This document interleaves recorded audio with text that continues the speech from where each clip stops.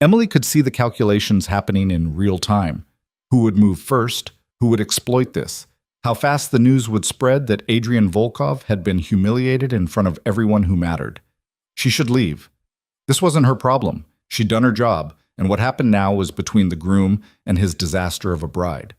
But something kept her rooted in place, watching the scene unfold with the sick fascination of someone witnessing a car crash in slow motion. Then Adrian lifted his head and looked directly at her. Emily's breath caught. She'd seen him before, obviously, had coordinated with him during planning meetings, had watched him navigate his own wedding preparations with the same ruthless efficiency he probably brought to his business dealings. But she'd never been the focus of his attention like this. His eyes were dark and sharp and completely devoid of whatever she'd expected to see.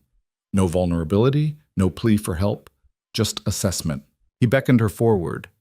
Emily's feet moved before her brain caught up.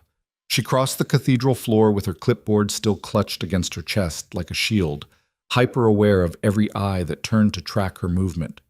When she reached the altar, Adrian looked up at her with an expression that could have been carved from marble. "What's your name?" he asked. "Emily Carter?" Her voice came out steadier than she felt. "I'm the event planner." "I know what you are." He studied her face with an intensity that made her want to step back. "Are you married?" The question was so unexpected that Emily almost laughed.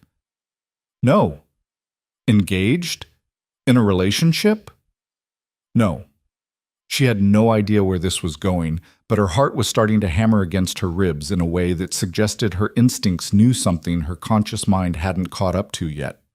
Adrian's gaze swept over her once, cataloging and dismissing in the same moment. White blouse, black slacks, hair pulled back in a professional bun. Nothing remarkable. Nothing that would draw attention in any direction. Perfect. "How much do you make in a year?" he asked. Emily blinked. "I don't think that's..." "Ballpark."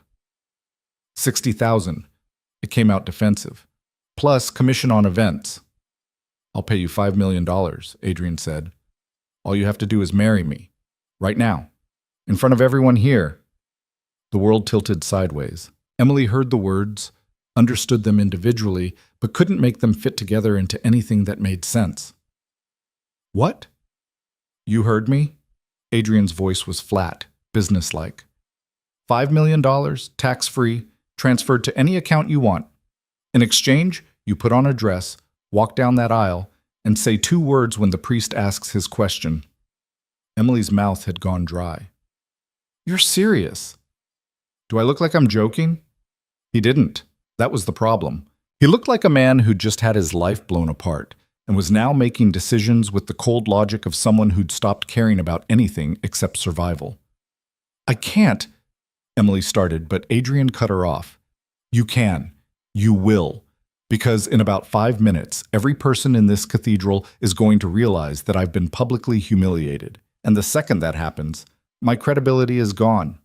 Enemies I've kept in check through reputation alone will see weakness. Allies will reconsider their loyalties. Business partners will start looking for exit strategies." His hands tightened on the arms of his wheelchair.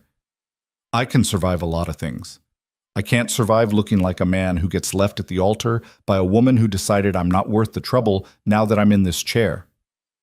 The bitterness in those last words was the first crack in his armor, and it made something twist uncomfortably in Emily's chest. She'd grown up invisible, the middle daughter in a family that only noticed extremes. Not pretty enough to coast on looks, not difficult enough to demand attention. She'd learned early that the world had a category for people like her, useful but forgettable, background characters in someone else's story. She'd made peace with it, built a career on being exactly that, competent, reliable, invisible. She coordinated other people's perfect moments and went home to an empty apartment where no one cared whether she existed or not.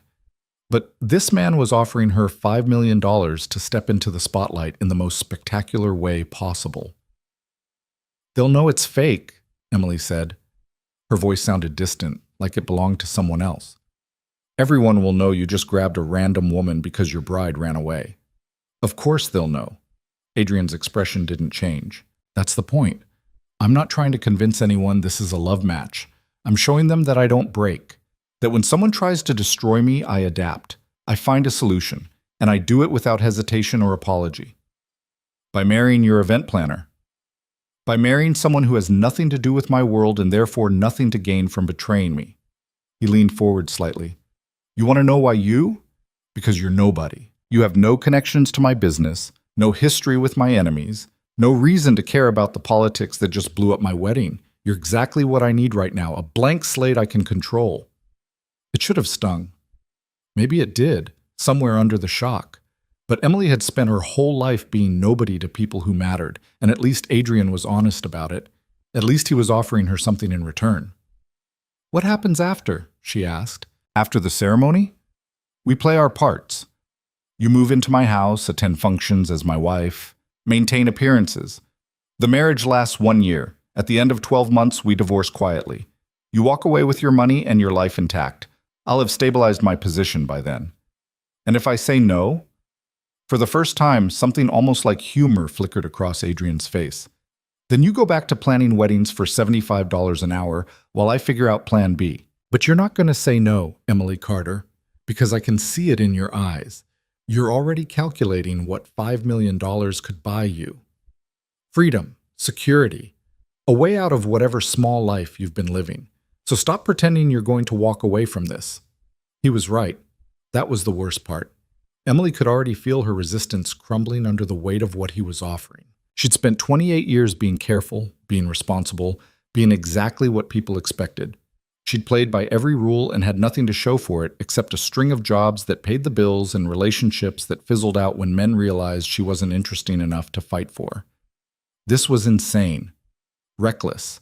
Exactly the kind of decision she'd spent her life avoiding. Okay, Emily heard herself say. I'll do it. Adrian's expression didn't change, but something shifted behind his eyes. Relief, maybe, or just satisfaction at having correctly read her desperation. He turned his wheelchair toward the front row, where 3 men sat watching the exchange with varying degrees of alarm. Marcus, Adrian called. The largest of the 3, a man who looked like he could break someone in half without much effort, stood immediately. Boss? Find a wedding dress. I don't care where you get it. Something that fits her? You have 10 minutes. Marcus didn't question it, just nodded and disappeared toward the back of the cathedral with 2 other men following. Emily watched them go with a surreal sense of detachment. This was happening. She'd just agreed to marry a man she didn't know in front of an audience of criminals because he'd offered her enough money to change her life. Take that off, Adrian said, nodding at her clipboard. You look like you're about to take notes on my wedding instead of participating in it. Emily set the clipboard down on the altar with hands that had started to shake. I don't know what I'm doing. Good. Neither does anyone else right now. Just follow my lead. He caught her wrist before she could step away, his grip firm but not painful. One more thing. When we're in public, you call me Adrian, not Mr. Volkov, not boss. We're selling the idea that this was a choice, not a transaction. Understood? Emily nodded. Her wrist felt warm where his fingers pressed against her pulse. The next 10 minutes passed in a blur. Marcus returned with a dress. White, simple, probably meant for one of the bridesmaids based on the style. It fit badly, too tight in the shoulders and too loose in the waist. But when Emily looked at herself in the small mirror in the bridal suite, she barely recognized the woman staring back. She looked terrified, which was accurate. Vivian appeared in the doorway, arms crossed. You're actually doing this? Apparently. Emily tried to smooth down the dress, but her hands wouldn't stop shaking. You know he's only using you, right? The second this stops being convenient, you're gone. I know. And you're okay with that? Emily met Vivian's gaze in the mirror. He's paying me $5 million to wear a dress and say I do. Yeah, I'm okay with that. Vivian shook her head but didn't argue. Just stepped aside when Marcus reappeared to escort Emily back to the cathedral. The walk down the aisle was nothing like the romantic moment she'd coordinated for other brides. No music, no flower petals, just the weight of 200 stairs and the sound of her own heartbeat thundering in her ears. Adrian waited at the altar with the same expressionless calm he'd shown since Scarlett disappeared. When Emily reached him, he held out his hand. She took it. His palm was warm and dry against hers, steady in a way that shouldn't have been comforting, but somehow was. The priest looked like he wanted to object. Adrian's stare silenced whatever protest he'd been forming. "We're ready," Adrian said. "Begin." The ceremony was brutally efficient. No readings, no vows, just the bare minimum required to make it legal.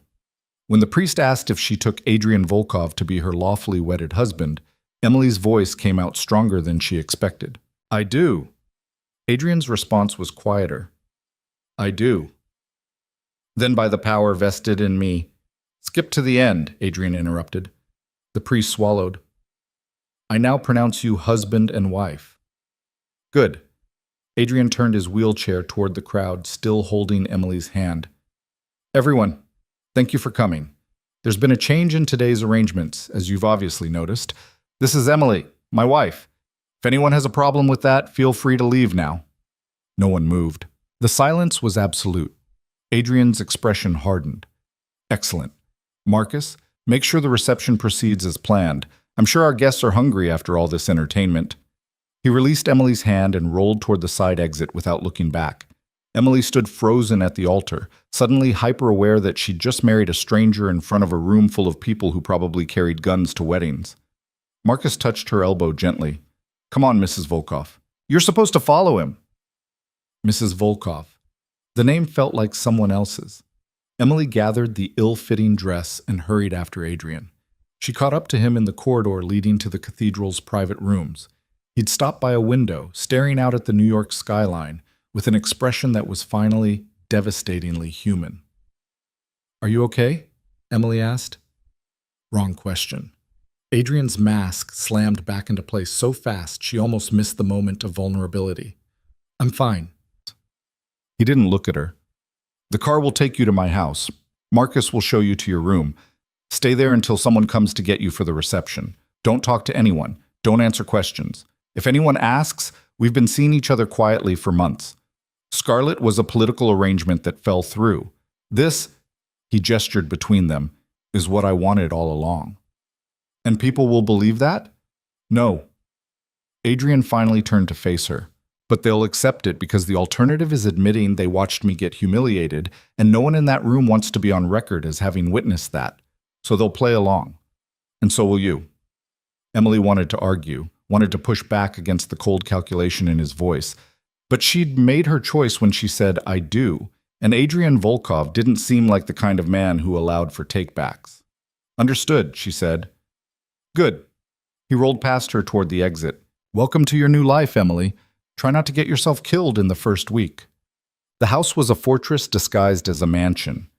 Emily stared up at it from the back seat of Adrian's car, a sleek black sedan with bulletproof windows, because apparently that was just a standard feature in his world, and tried to process the fact that this was now where she lived.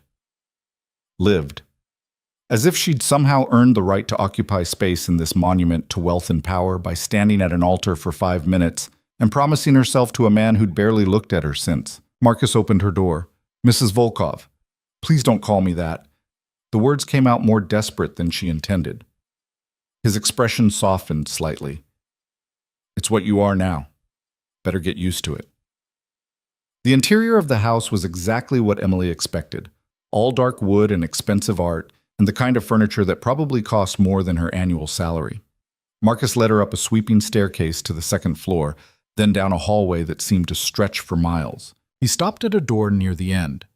"Your room," he said. "Bathroom's through there. Closet's already stocked. If you need anything, there's a phone by the bed. Dial 0 for household staff. The reception starts in 2 hours. Someone will come help you get ready." Emily stepped inside. The room was beautiful in the impersonal way of expensive hotels. King bed, floor-to-ceiling windows overlooking manicured gardens, sitting area with a couch that looked like no one had ever sat on it.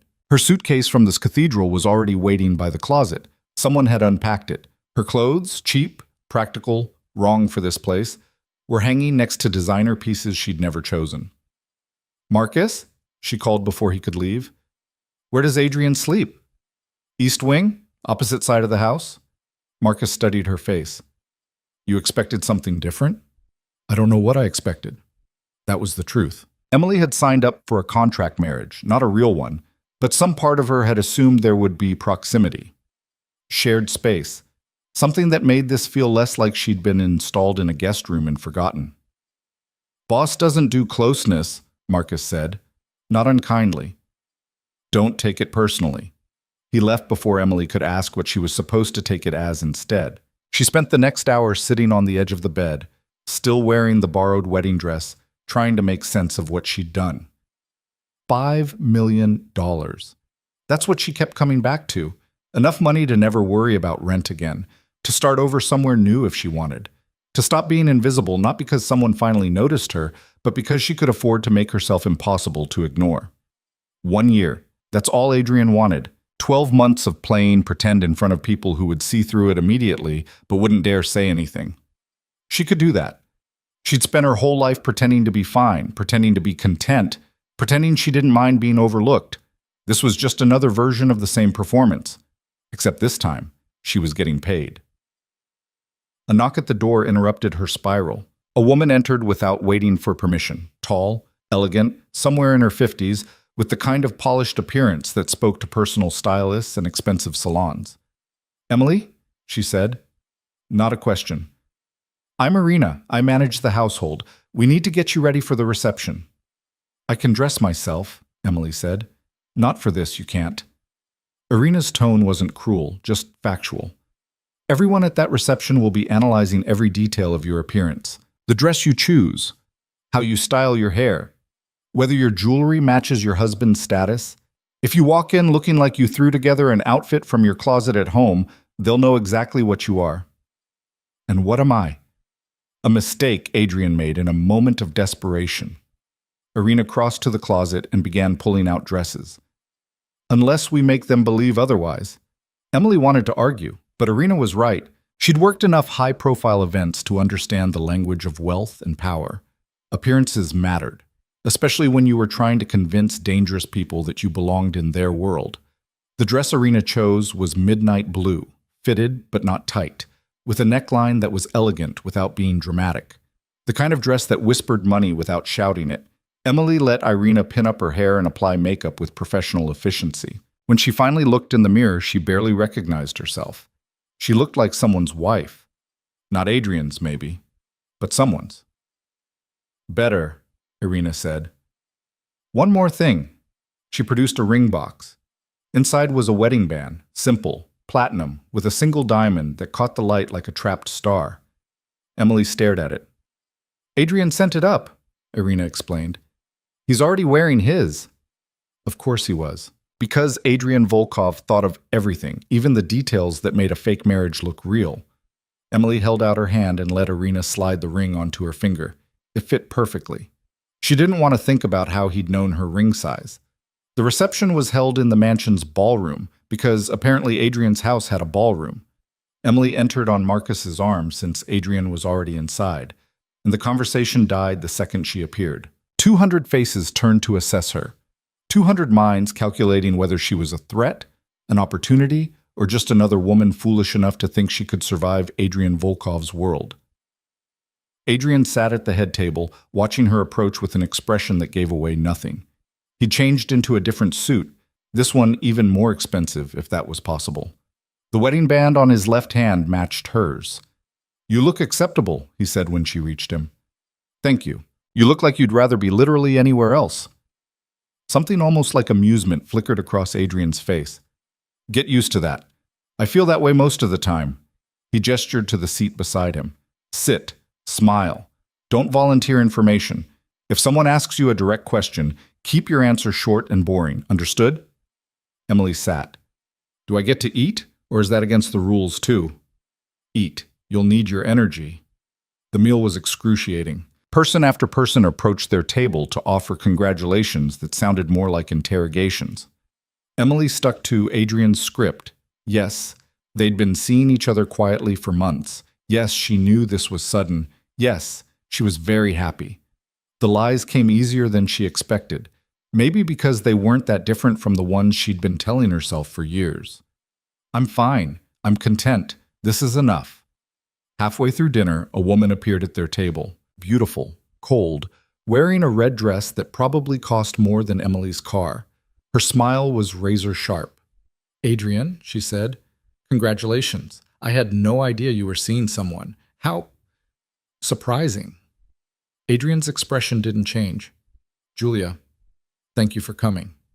I wouldn't have missed it. Julia's gaze slid to Emily like a scalpel.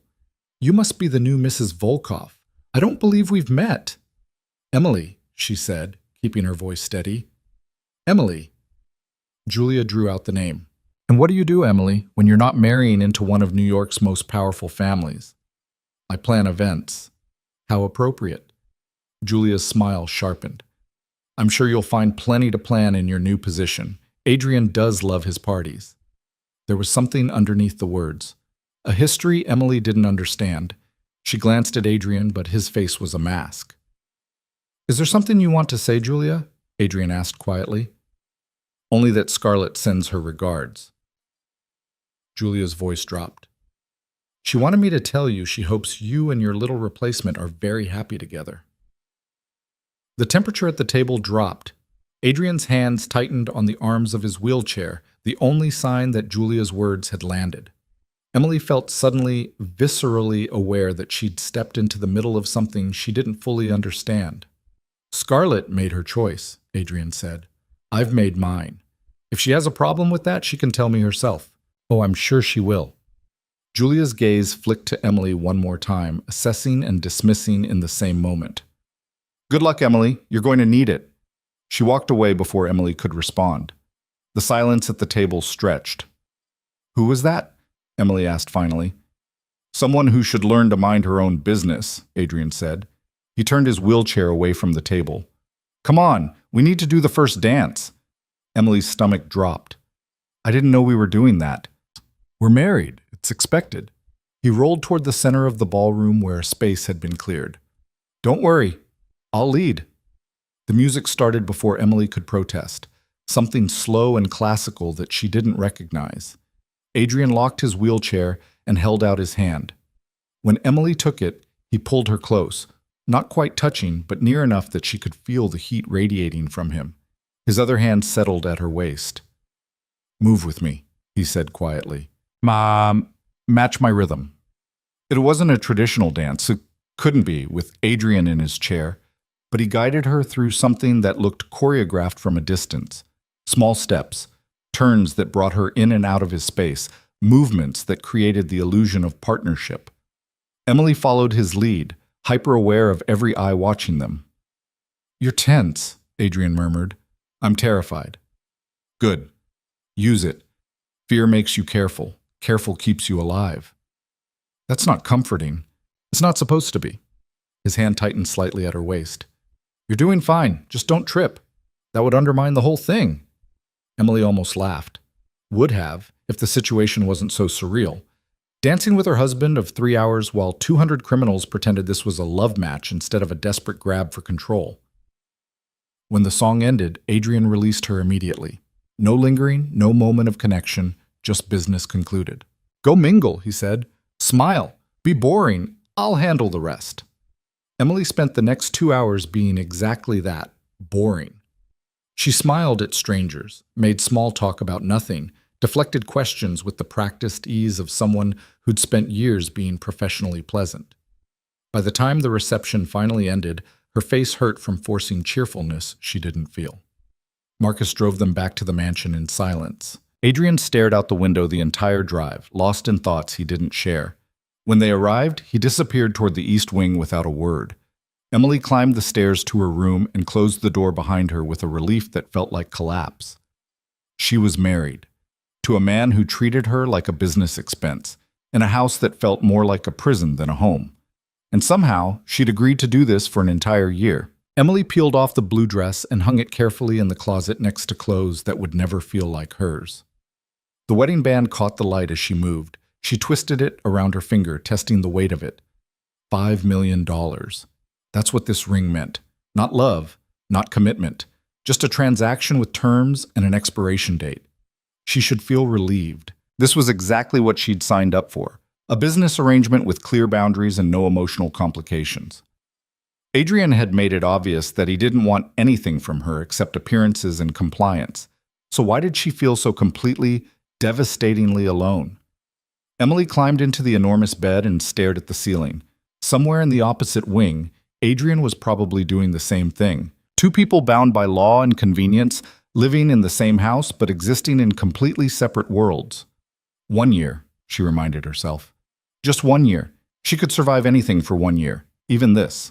Emily woke to sunlight cutting across unfamiliar walls and the disorienting realization that she'd married a stranger yesterday. The wedding band felt heavy on her finger. She lay there for a moment, staring at the ceiling, waiting for panic to set in. It didn't. Just a dull acceptance that settled in her chest like old weight. Her phone was buzzing on the nightstand. 7 missed calls from her sister Rachel, 12 texts, each more frantic than the last. Emily scrolled through them with a detachment that probably should have worried her. Did you actually marry Adrian Volkov? Mom saw it on the news. Call me now. Emily, what the hell? She didn't call back. Didn't know what she'd say if she did. Yes, I married him. No, I don't love him. Yes, I'm getting paid. The truth sounded worse than any lies she could come up with. A knock at the door made her sit up. Irina entered carrying a breakfast tray, her expression as neutral as yesterday. Mister, Volkov requests your presence in his office at 9, she said, setting the tray on the sitting area table. He has some things to discuss. Does he always communicate through other people? When it's efficient, yes. Irina moved to the closet. I've laid out appropriate clothing for the day. Business casual. You have several appearances this week. Emily picked at the breakfast. Eggs, toast, fruit she couldn't name, while Irina talked through her new schedule like she was outlining a military campaign. Lunch with Adrian's business partners on Tuesday. Charity gala on Thursday. Private dinner with his inner circle on Saturday. Every moment accounted for. Every interaction calculated. What if I don't want to go? Emily asked. Irina paused. Then you'll be breaking the terms of your agreement. Mr. Volkov was very clear about expectations. Well, right. Because this was a contract, not a marriage. Emily had signed up for performance, not partnership. She dressed in the clothes Irina had chosen. Gray slacks, silk blouse, blazer that probably cost more than her old couch, and made her way through the mansion's maze of hallways to Adrian's office. Marcus stood outside the door like a sentry. He's expecting you, Marcus said, opening the door without knocking. Adrian's office was all dark wood and leather, the kind of space designed to intimidate. Floor-to-ceiling windows overlooked the grounds.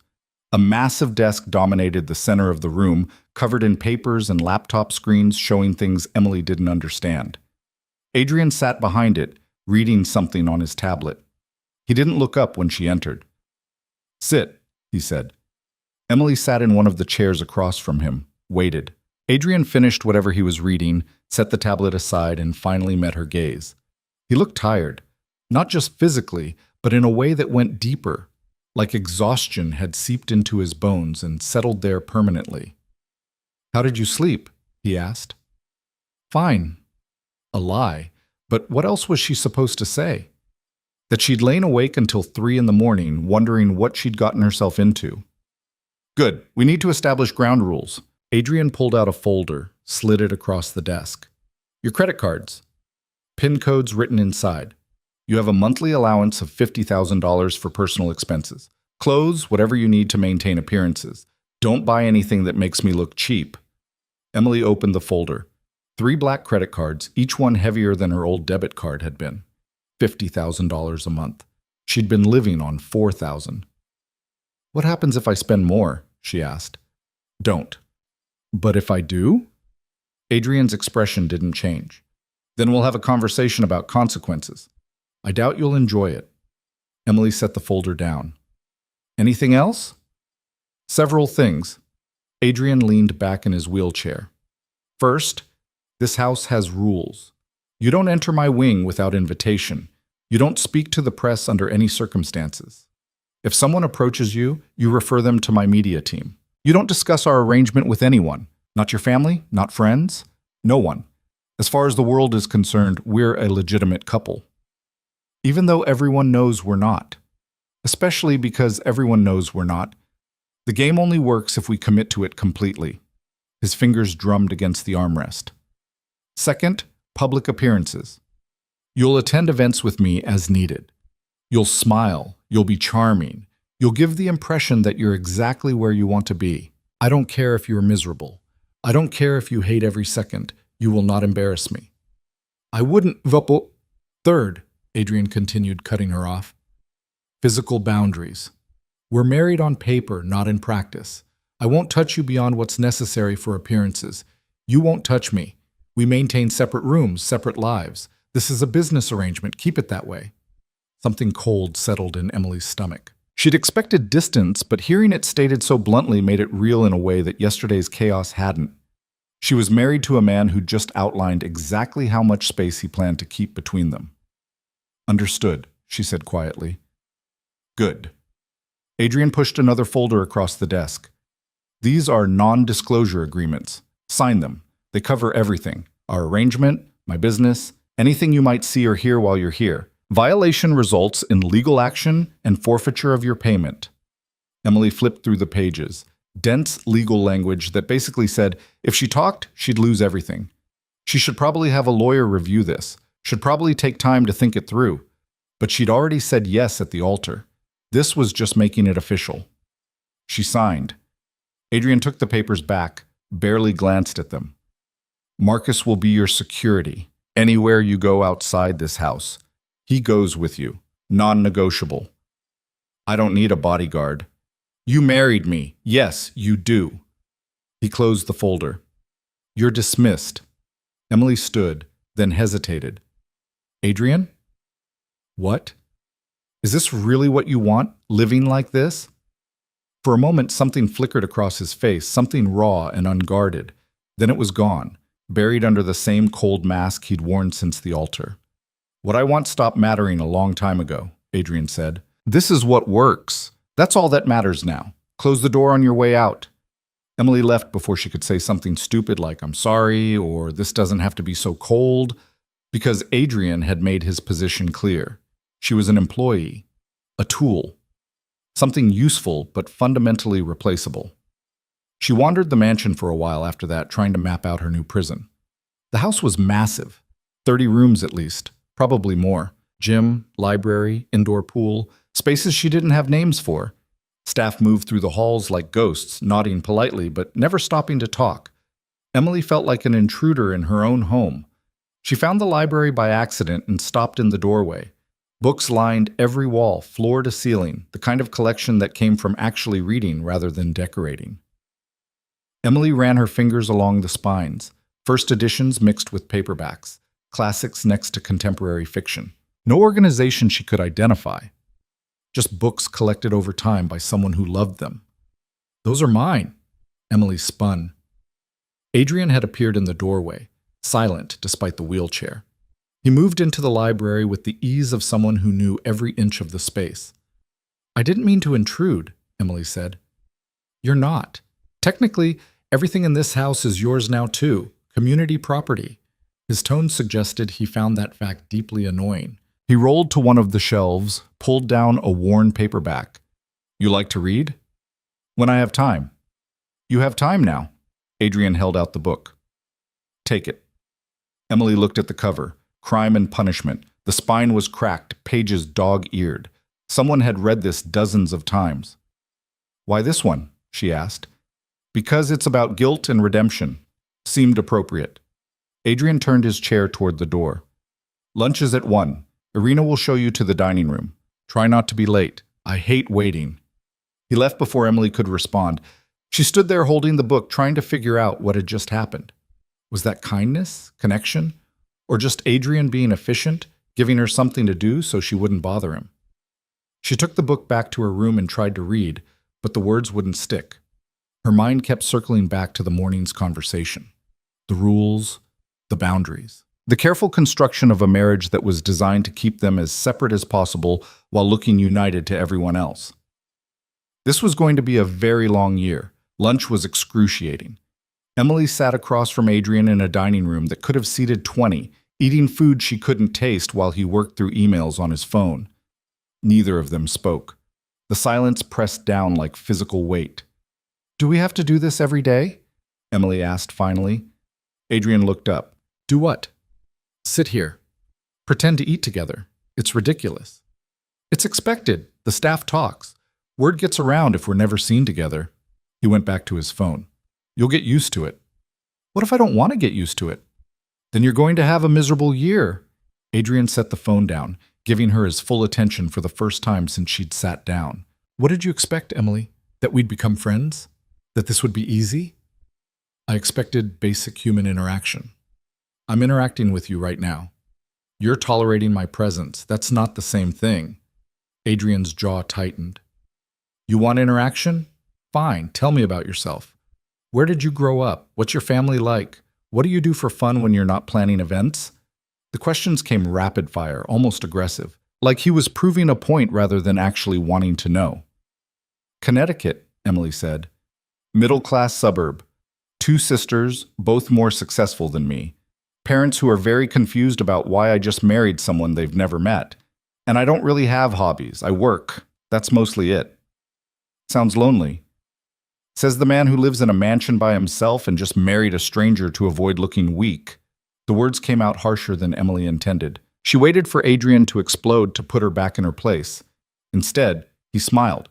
Actually smiled, and it transformed his face into something almost human. Fair point, he said.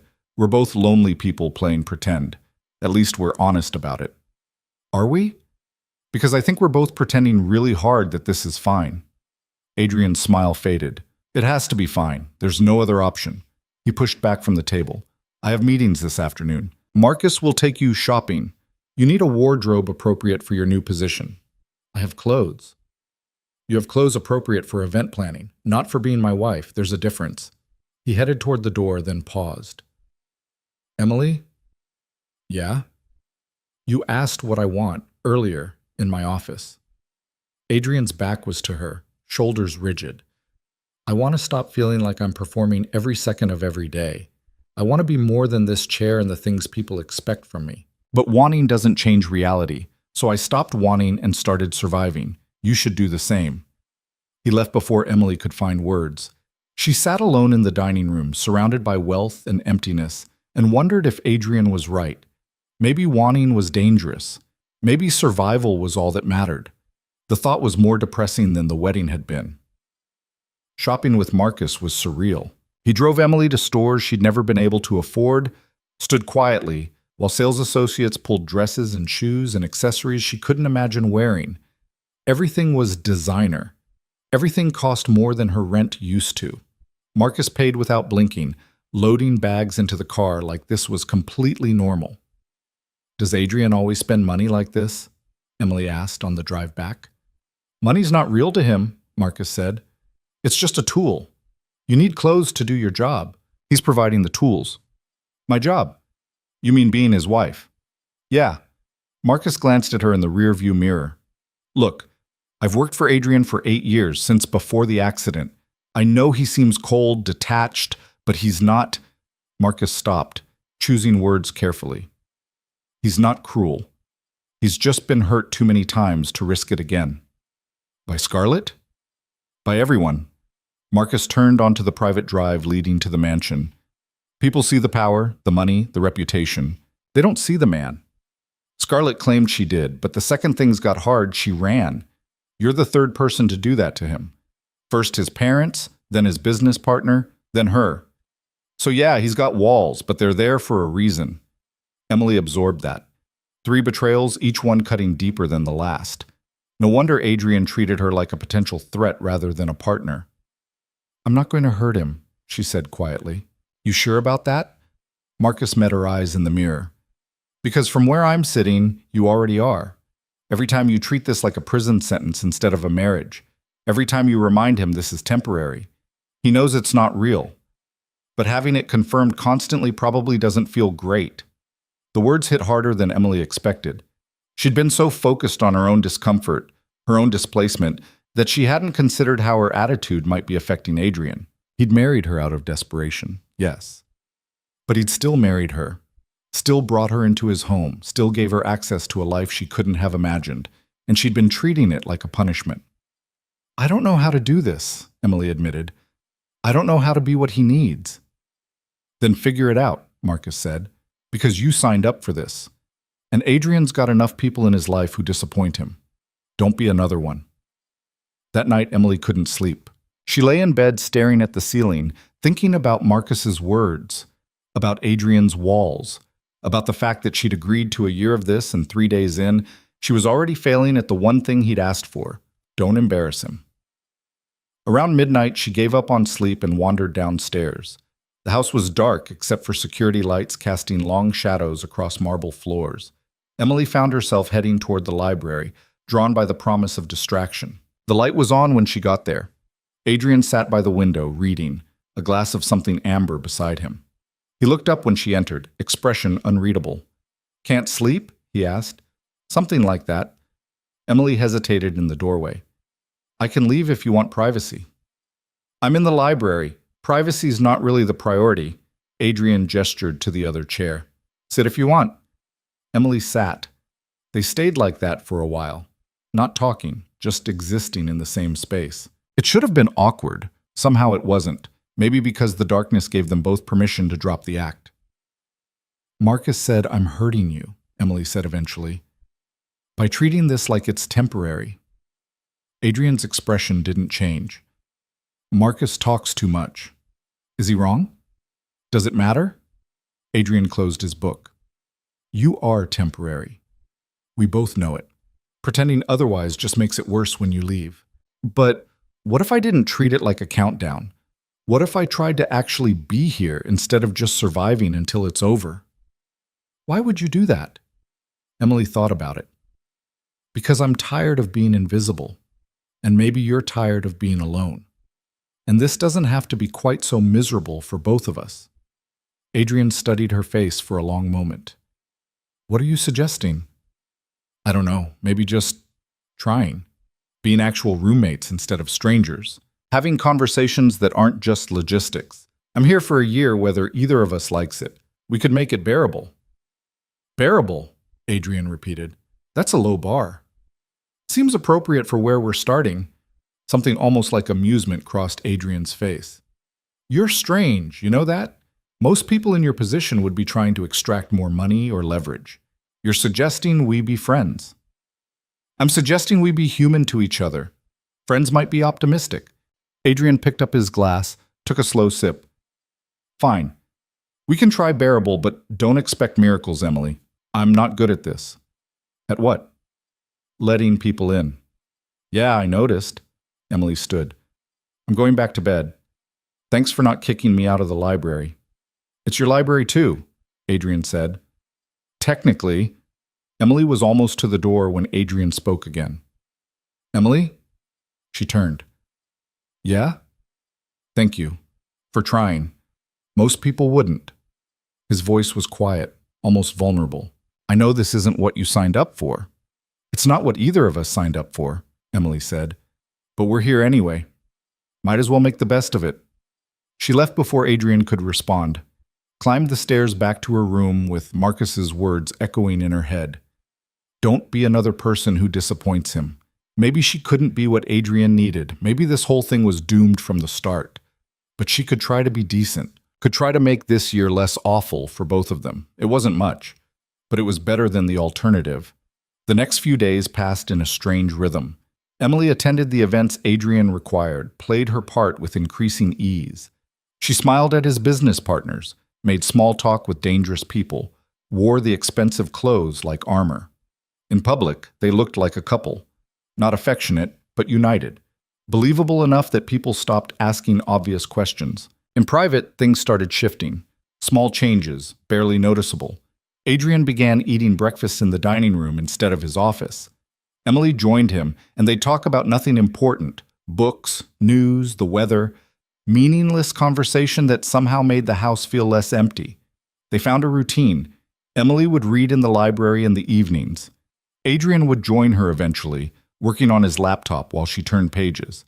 They didn't talk much during those hours. Didn't need to. Just being in the same space felt like progress. Thursday came too fast.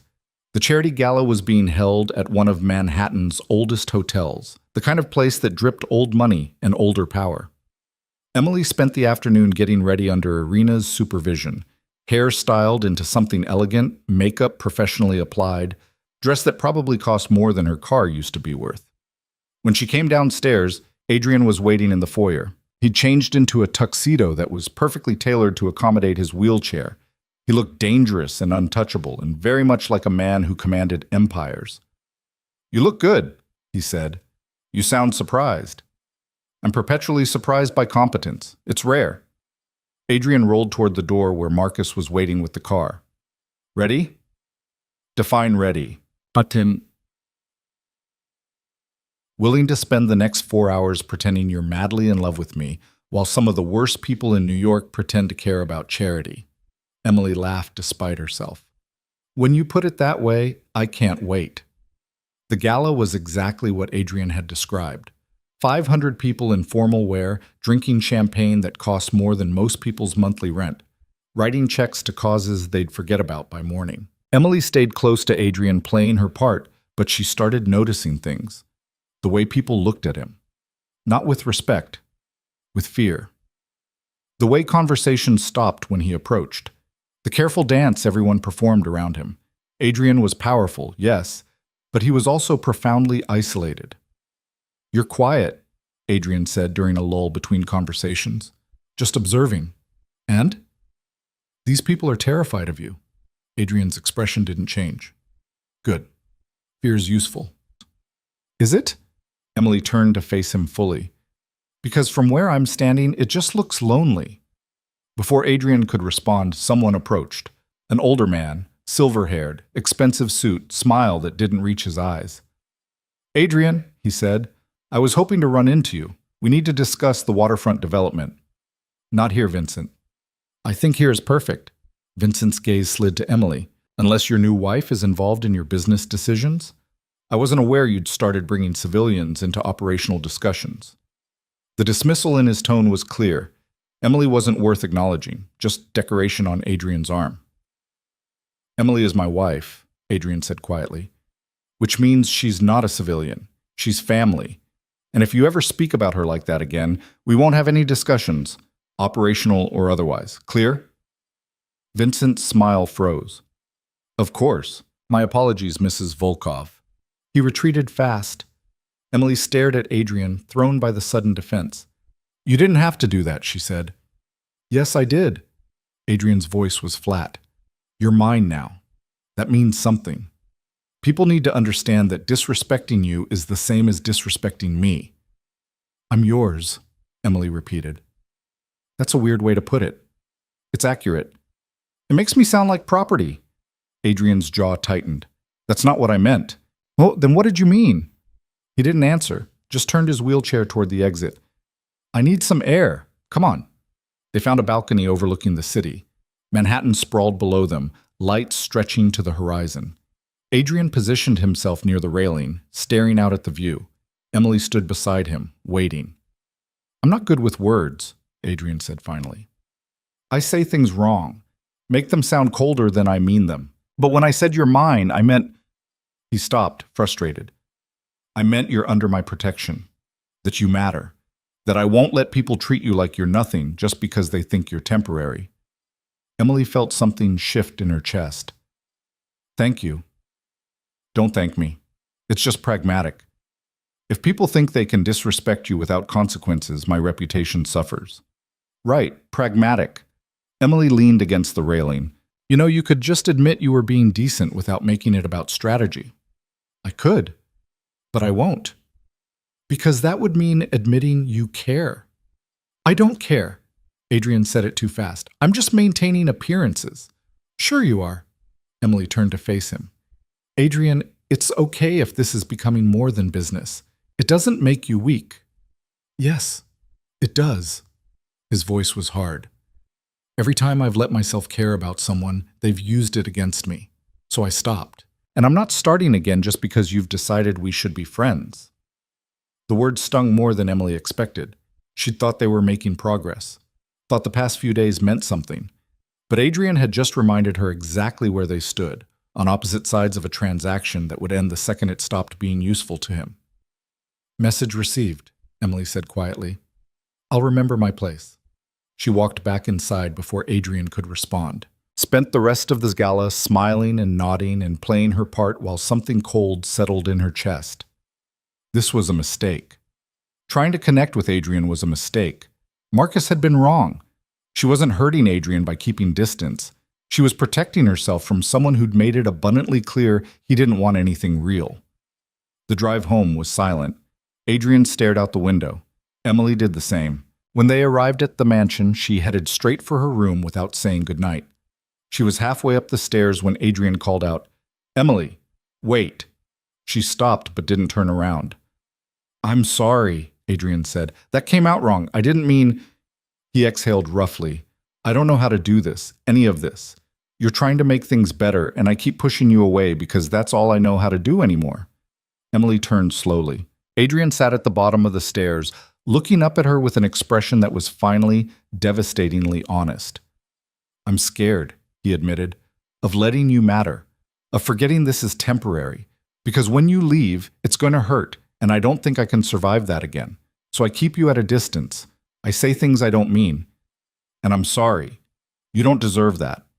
Emily came back down the stairs, sat on the step beside his wheelchair, so they were at eye level. "I'm scared too," she said, "of becoming someone you tolerate instead of someone you chose, of spending a year being invisible in your life, of walking away with money but nothing else. So maybe we're both terrified of the same thing." "What thing?" "That this might actually become real, and real things can hurt you." Adrian was quiet for a long moment. Then he reached out and took her hand. His palm was warm against hers, steady in a way she hadn't expected. "Bearable," he said. "That's what you offered. Maybe we can aim for that. Not real, not fake, just bearable. Together." Emily squeezed his hand. "Together sounds good." They sat like that for a while, holding hands at the bottom of a staircase in a mansion that felt slightly less empty than it had that morning. It wasn't romance, wasn't even friendship yet, but it was something. A crack in Adrian's walls, a reason for Emily to stay instead of just surviving. Maybe bearable was enough for now. The shift between them was subtle at first. Small changes that could have been coincidence if Emily wasn't paying attention. Adrian started asking her opinion on things that didn't matter. What to order for dinner, whether the library needed better lighting, if the new security system was overkill. Questions that suggested he valued her input, or at least didn't mind hearing it. Emily stopped treating the mansion like a hotel she was trapped in and started making it feel less sterile. She moved books around in the library, organizing them by genre instead of whatever chaotic system Adrian had been using. Put fresh flowers in the dining room because the space was too cold without them. Small acts of claiming territory that Adrian never commented on but also never undid. 2 weeks after the gala, Emily woke to shouting from somewhere in the house. She pulled on a robe and followed the noise to Adrian's wing, the space she'd been explicitly told not to enter without invitation. The door to what looked like a private gym was open.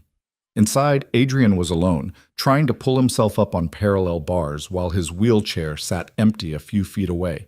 He made it halfway before his arms gave out, and he crashed down hard. The sound of his body hitting the mat made Emily flinch. "Damn it!" Adrian's voice was raw with frustration. He tried again, got maybe 3 inches higher, fell again. "Damn it, damn it!" Emily should have left, should have respected his privacy. Instead, she walked in. "How long have you been doing this?" she asked. Adrian's head snapped up. His face was flushed, hair stuck to his forehead with sweat, eyes wild with something between rage and humiliation. "Get out!" "How long, Adrian?" "I said get out!" He tried to pull himself up again, failed, slammed his fist into the mat. "I don't need an audience for this." Emily crossed to where his wheelchair sat and rolled it closer. "You've been at this for hours, haven't you?" "What does it matter?" "It matters because you're going to hurt yourself." She positioned the chair beside him. "Come on, let me help you up." "I don't need your help." Adrian's voice cracked. "I don't need anyone's help. I can do this myself." "Okay, then do it." Adrian glared at her, then turned back to the bars, pulled himself up with everything he had, made it a foot off the ground before his arms started shaking. He held for maybe 5 seconds before gravity won and he fell again, harder this time. The sound that came out of him wasn't quite a scream, more like something breaking. Emily knelt beside him. "Adrian, don't." He turned his face away from her. "Don't look at me like that, like I'm pathetic." "I don't think you're pathetic. I think you're hurting yourself because you're too stubborn to admit this is hard." "It shouldn't be this hard." Adrian's voice dropped to something barely audible. It's been 2 years. 2 years and I still can't. He stopped, jaw clenched so tight, Emily thought he might crack teeth. I used to be able to do anything. Run, fight, control every situation I walked into. And now I can't even stand up without help. Can't walk across a room. Can't be the man I was. So be someone different. Adrian looked at her finally, eyes red-rimmed. What? You can't be who you were. That person doesn't exist anymore. So stop trying to resurrect him and figure out who you are now. Emily held his gaze. You're still powerful, still terrifying when you want to be, still running an empire from a wheelchair. That's not weakness. That's adaptation. You don't understand. You're right. I don't understand what you've been through, but I understand feeling like you're supposed to be someone you're not anymore. Emily sat down on the mat beside him. After my dad died, my mom kept setting his place at dinner for 6 months. Like if she just pretended hard enough, he'd come back. And I kept trying to be the daughter he wanted. Successful, confident, someone who had her life together. But I couldn't do it. I wasn't that person. Maybe I never was. And it took me years to stop hating myself for it. Adrian was quiet for a long moment. Then he said, Your father died? Heart attack. I was 23. He collapsed at my sister's wedding, and by the time the ambulance got there, Emily stopped, surprised by how much it still hurt to say out loud. Anyway, I spent years trying to be what he would have wanted instead of figuring out what I wanted. So I get it. The ghost of who you used to be is a lot harder to compete with than any actual person. I'm sorry, Adrian said, about your father. I'm sorry about the accident and Scarlett, and everyone who made you feel like you're less than you are. Adrian looked at her with an expression Emily couldn't quite read. Then he held out his hand. Help me up? Emily took his hand and helped him back into the wheelchair. His weight was solid against her, and she was suddenly aware of how close they were, how his hand lingered in hers a second longer than necessary before he pulled away. Thank you, Adrian said quietly. For what?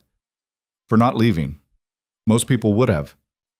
He rolled toward the door, then stopped. Emily, what you said about being someone different, how do you do that? How do you let go of who you were? Emily thought about it. I don't think you let go completely. You just stop measuring yourself against a person who doesn't exist anymore and start building from where you actually are. It's not dramatic. It's just daily, choosing present over past over and over until it becomes automatic. Sounds exhausting. It is, but it's better than the alternative. Adrian nodded slowly. I have physical therapy 3 times a week. It's been difficult to keep going when progress is so slow. Do you want company? I could come with you, if that would help. Why would you do that? Because we're trying bearable, remember? And you being alone while you fight your body doesn't sound very bearable. Emily met his gaze. Plus, I'm nosy. I want to see what physical therapy for a crime boss looks like. Adrian almost smiled. It's mostly embarrassing and painful, but sure, you can come, if you really want to. I really want to. Something passed between them then. Not attraction exactly. More like recognition. 2 people who'd spent so long pretending to be fine that they'd forgotten what honesty felt like. I should shower, Adrian said. I probably smell like failure and sweat. You smell like hard work and stubbornness. There's a difference. Is there? Yeah, one's pathetic. The other's just human. Adrian left without responding, but Emily saw the way his shoulders relaxed slightly. She stayed in the gym for a while after, looking at the parallel bars and the mats and the evidence of how hard Adrian had been pushing himself when no one was watching. He wanted so badly to be strong again, to be whole. And Emily understood that wanting even if she couldn't fix it. She found him in the library that evening, laptop open, glass of whiskey at his elbow. He looked up when she entered. I'm sorry about this morning, he said. You shouldn't have seen me like that. Why not? Because I might realize you're human? Because it was weak. It wasn't weak, it was real. Emily settled into her usual chair. And I'd rather see you real than perfect. Adrian studied her for a moment. You're very strange, Emily Carter. Emily Volkov, she corrected without thinking. The silence that followed was sharp. Emily realized what she'd said, felt her face heat. I just meant Legally, that's my name now. I wasn't. I know what you meant. Adrian's voice was neutral, but something flickered behind his eyes. You don't have to use it if you don't want to. Do you want me to? I want you to do whatever makes this bearable for you. Emily set down her book. Adrian, can I ask you something, and will you give me an honest answer? Depends on the question. What do you actually want from me? Not the public appearances or the contract terms. What do you want from this year? Adrian leaned back in his wheelchair. I want to not feel completely alone in my own house. I want someone who doesn't look at me like I'm either a monster or a tragedy. I want conversations that aren't about business or strategy or maintaining power. He paused. I want what you offered. Bearable. Maybe something close to normal, whatever that means. This normal's overrated, Emily said. But I can do close to normal. I think we're already doing it. Are we? Yeah, this. Right now, sitting in the same room, talking like people instead of strangers following a script. She pulled her knees up to her chest. It's nice. I like it. You like sitting in silence with a man who pays you to pretend to be his wife? I like sitting with someone who reads Dostoevsky for fun and gets angry at parallel bars and admits when he's scared.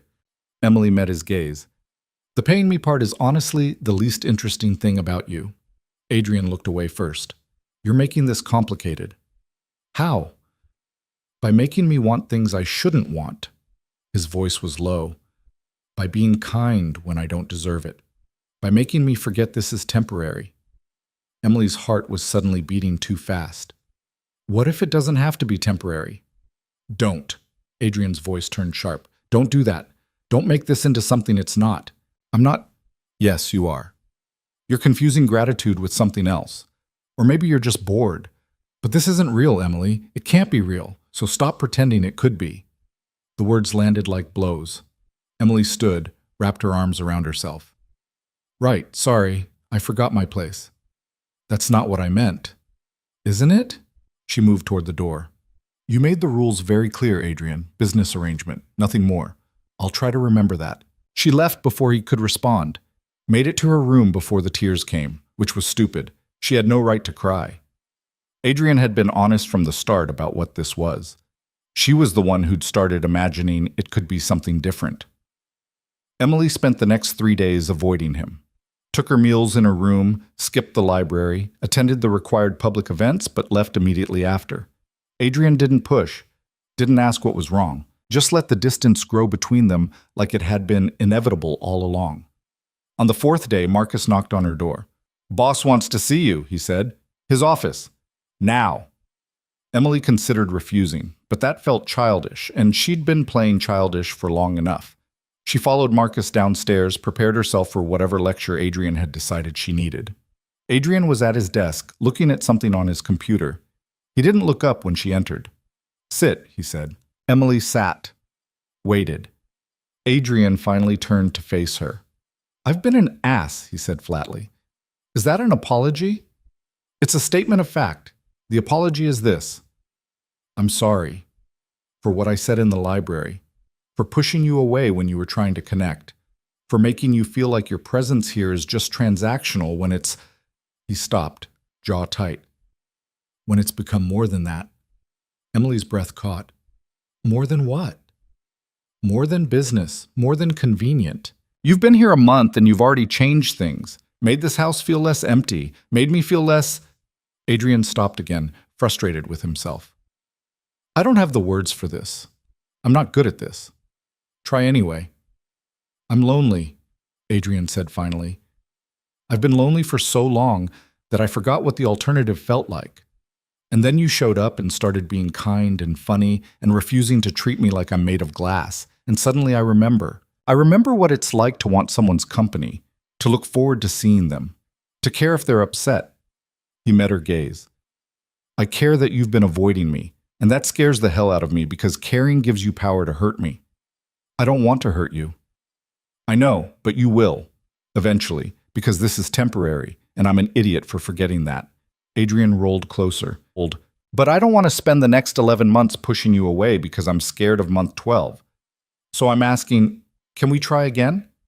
Can we go back to bearable and maybe aim for something slightly better? Emily felt something loosen in her chest. What's slightly better than bearable? I don't know. Tolerable? Occasionally pleasant? I'm making this up as I go. How about friends? Emily suggested. Real ones, not just roommates who occasionally talk. Friends? Adrian repeated slowly, like he was testing the word. I can try that. You have to actually talk to me, though. Not just logistics, real conversations. About what? I don't know. Normal things. What you're reading, what you did before the accident, why you hate mushrooms so much that you make Irina remove them from every dish. Adrian blinked. How did you know about the mushrooms? I pay attention. Emily leaned forward. And I want to know things about you. Real things. Not just the reputation or the business. You. Why? Because you're interesting and complicated, and you make me want to understand you. She held his gaze. Is that allowed? Or is knowing you also against the rules? There are no rules anymore, Adrian said quietly. I don't know what we're doing, but the rules weren't working anyway. So yes. Friends, real conversations, knowing each other, we can try that. Emily smiled, and Adrian's expression softened in a way she'd never seen before, almost tender. I go to physical therapy tomorrow, he said. 2 p.m, if you still want to come. I still want to come.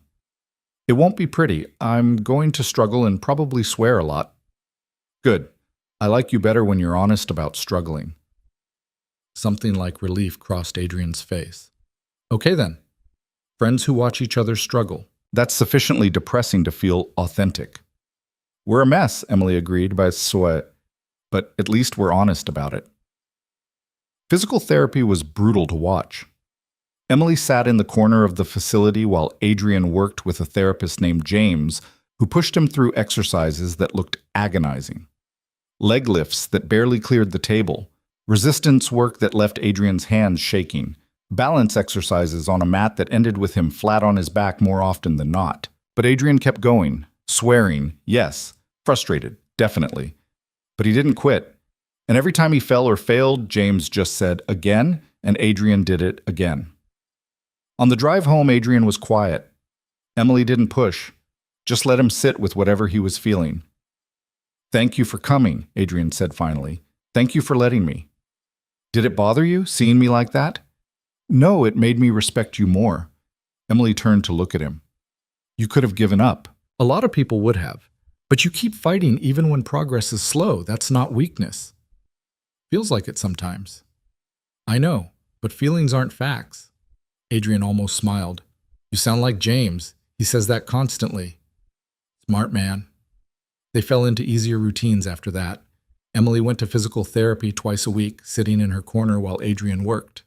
They had breakfast together every morning, talking about nothing important. Spent evenings in the library, sometimes reading, sometimes just talking until midnight about books and childhood and the specific ways their families had failed them.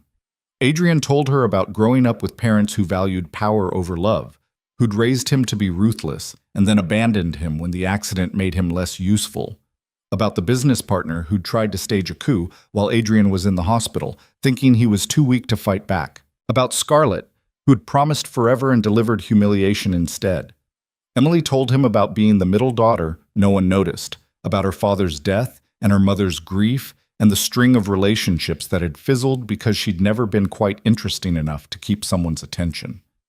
About the loneliness of being professionally competent but personally forgettable. You're not forgettable, Adrian said one night. They were in the library. Rain drummed against the windows. Emily had her feet tucked under her on the couch. Adrian sat across from her, whiskey in hand. That's nice of you to say, Emily replied. It's not nice. It's true. Adrian stopped, choosing words carefully. You're the kind of person who sneaks up on someone. At first glance, there's nothing obvious, nothing that demands attention. But then you start talking and suddenly you're the most interesting person in the room. You see things other people miss. You're kind without being soft, strong without being hard, and anyone who didn't notice that wasn't paying attention. Emily's throat felt tight. Adrian, I'm not finished. He set down his glass. You asked me once what I wanted from this year, and I told you bearable. But that was a lie. Or maybe it was true when I said it and stopped being true somewhere along the way. He met her gaze. I want you to stay. I am staying for 11 more months. No. I mean after. I want you to stay after the year is up. Adrian's voice was steady, but his hands betrayed him, gripping the arms of his wheelchair too tight. I know that wasn't the deal. I know you signed up for 12 months and a payout, but somewhere between the wedding and now, you became the best part of my day, and the thought of you leaving makes me feel like I'm about to lose something I didn't know I needed. Emily couldn't breathe. You're saying you want this to be real? I'm saying it already is real, at least for me, and I don't know what to do with that because I swore I wouldn't let anyone matter again, and you went and mattered anyway. Adrian's jaw tightened. So I'm asking, is there any possibility that you might want to stay? Not for the money, not because of the contract, but because you want to? Emily's heart was pounding so hard she thought it might crack ribs. She'd spent the last 6 weeks trying not to fall for Adrian while falling anyway, trying to keep distance while closing it, trying to remember this was temporary while hoping it might not be. I don't know, she said honestly. I don't know what I want. Adrian nodded slowly. Okay. That's it? Just okay? What do you want me to say? That I'll wait? That I'll keep hoping? He turned his chair toward the window. I'm not good at this, Emily. I don't know how to want something without trying to control it. So yes. Okay. You don't know. That's an answer. It's not the answer you wanted. No, but it's honest. I respect that. Emily stood, moved to where Adrian sat staring out at the rain. She put her hand on his shoulder, felt him tense under her touch. Ask me again in 6 months, she said quietly. Adrian turned to look at her. Why 6 months? Because right now I don't know if what I'm feeling is real or if it's just gratitude for being seen. I don't know if I love you or if I love the idea of you. And I won't do that to either of us. Pretend I'm sure when I'm not. She squeezed his shoulder. But in 6 months, I'll know. And whatever I feel then will be real. Can you live with that? Do I have a choice? Yes. You could end this now. Send me away. Find someone who knows what they want. Adrian covered her hand with his. I don't want someone who knows what they want. I want you. Uncertain and honest and trying to figure it out. So yes. 6 months. I can wait that long. Emily bent down and kissed his forehead before she could stop herself. Adrian went completely still. When she pulled back, his eyes were wide. What was that? He asked. Affection. Friends are allowed to show affection. Are they? I don't actually know. I've never been good at friendship. Emily stepped back before she could do something stupid like kiss him properly. Good night, Adrian. Good night, Emily.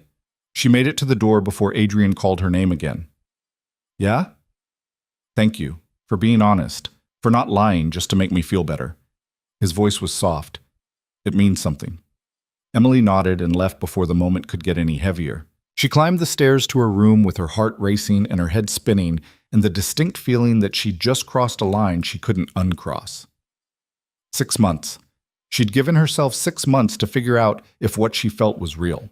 But standing there in the hallway outside her room, Emily was starting to suspect she already knew the answer. She was falling in love with Adrian Volkov. And that was either the best or worst thing that had ever happened to her. The 6-month deadline hung between them like weather, always present, occasionally noticed, impossible to ignore. Emily found herself measuring time differently now, not in days or weeks, but in moments that made her chest tight. Adrian laughing at something she said, his hand brushing hers when he passed her a book, the way he looked at her sometimes when he thought she wasn't paying attention. 3 months in, and Emily still didn't have an answer. Or maybe she did, and she was just too scared to admit it. They were having breakfast when Marcus appeared in the doorway, expression grim. Boss, we have a problem. Adrian set down his coffee. What kind of problem? The kind with red hair and a grudge. Marcus glanced at Emily. Scarlett's outside. She's demanding to see you. Emily felt her stomach drop. Adrian's face went carefully blank. Tell her to leave, he said. Tried that. She says she's not going anywhere until you talk to her. Then call the police. Adrian, Emily said quietly, maybe you should hear what she wants. I know what she wants. She wants to cause problems. That's all she's ever wanted. Adrian's knuckles were white around his coffee cup. I'm not playing her games. What if she doesn't leave? What if she makes a scene? Emily leaned forward. Better to deal with her on your terms than let her control the situation. Adrian studied Emily's face for a long moment. Then he turned to Marcus. Fine. Bring her to my office, but Emily stays with me. You want me there? Emily asked. Yes, because whatever Scarlett's planning, she's going to try to use you against me. Better you hear it directly than through some twisted version later. He pushed back from the table. Come on, let's get this over with. Scarlett Hayes was exactly as beautiful as Emily remembered from the wedding. Red dress, perfect makeup, the kind of face that photographers probably fought over. She stood in Adrian's office like she owned it, examining his bookshelves with the casual entitlement of someone who'd been here before. She turned when they entered. Her smile was sharp enough to cut. Adrian, you look well. Wheelchair suits you. Scarlett, Adrian's voice was flat. You have 5 minutes. Use them wisely. Still so cold. Scarlett's gaze slid to Emily. And this must be the replacement. Emily, isn't it? The event planner who got promoted? How romantic. What do you want, Scarlett? Adrian interrupted. I want to talk to my fiancé. Ex-fiancé. You lost that title when you walked out on our wedding. Did I? Scarlett moved closer, her heels clicking on the hardwood. Because as I recall, we never officially ended our engagement. You just grabbed the nearest warm body and married her out of spite. Out of necessity. There's a difference. Is there? Scarlett's eyes narrowed. Tell me, Adrian, does your new wife know why I left? Does she know what you did? Emily felt Adrian tense beside her. Don't, he said quietly. Don't what? Don't tell her the truth? Scarlett smiled. I think she deserves to know what kind of man she married. Or do you want to keep pretending you're some misunderstood hero instead of... Get out. Adrian's voice was deadly quiet. Not until I say what I came to say. Scarlett turned to Emily fully. He threatened me. The night before the wedding, said if I ever tried to leave him, he'd destroy everything I cared about. My family's business, my reputation, my future. He said he owned me, and I'd better remember that. Emily looked at Adrian. His face was a mask, but she could see the tension in his jaw, the way his hands gripped the wheelchair arms. Is that true? Emily asked. Parts of it. Adrian's voice was tight. I told her she'd made commitments to my organization, that walking away would have consequences. I never said I owned her. You said I was yours, Scarlett shot back. That marrying you meant I belonged to you. Same thing. It's not the same thing, and you know it. Adrian's gaze never left Scarlett's face. You weren't some innocent victim. You knew exactly what you were signing up for. You pursued me, not the other way around. And when the accident happened and I became less useful to your ambitions, you decided to bail. So yes, I reminded you that agreements in my world don't come with exit clauses. Sue me. You're a monster, Scarlett said. I'm a businessman who doesn't like being used. There's a difference. Adrian rolled his chair forward slightly. Now tell me what you really want, because you didn't come here to rehash ancient history. You came here for something specific. Scarlett's expression shifted. Calculation replaced performance. I want my settlement. Your what? The money you promised me. $2 million upon marriage, another $3 million when we'd been married a year. That was the agreement. Adrian laughed. Actually laughed. You think I'm going to pay you for a wedding that never happened? I think you're going to pay me for the humiliation of being replaced by a nobody. Scarlett's voice turned sharp. I've spent 3 months dealing with questions, with people's pity, with everyone knowing that Adrian Volkov chose some random event planner over me. My reputation is in ruins. The least you can do is compensate me for the damage. The least I can do, Adrian repeated slowly, is absolutely nothing. You left me. You humiliated me. And now you want me to pay you for it? That's impressive, even for you. Fine. Scarlett pulled out her phone. Then maybe I'll just tell everyone the truth about your new marriage, about how it started, about the contract. I'm sure the press would love that story. Emily's heart stopped. Adrian went very still. You wouldn't, he said quietly. Wouldn't I? You think I don't have proof? I know people in your organization, Adrian, people who talk. I know about the $5 million. I know it's a 1-year deal. I know you grabbed her because you were desperate and she was convenient.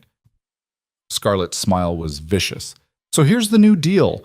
You give me my settlement, or I make sure everyone knows your marriage is as fake as your concern for anyone but yourself." The silence that followed was suffocating. Emily could feel her pulse in her throat, could see the calculations happening behind Adrian's eyes. He was weighing options, measuring consequences, deciding how much damage Scarlett could actually do.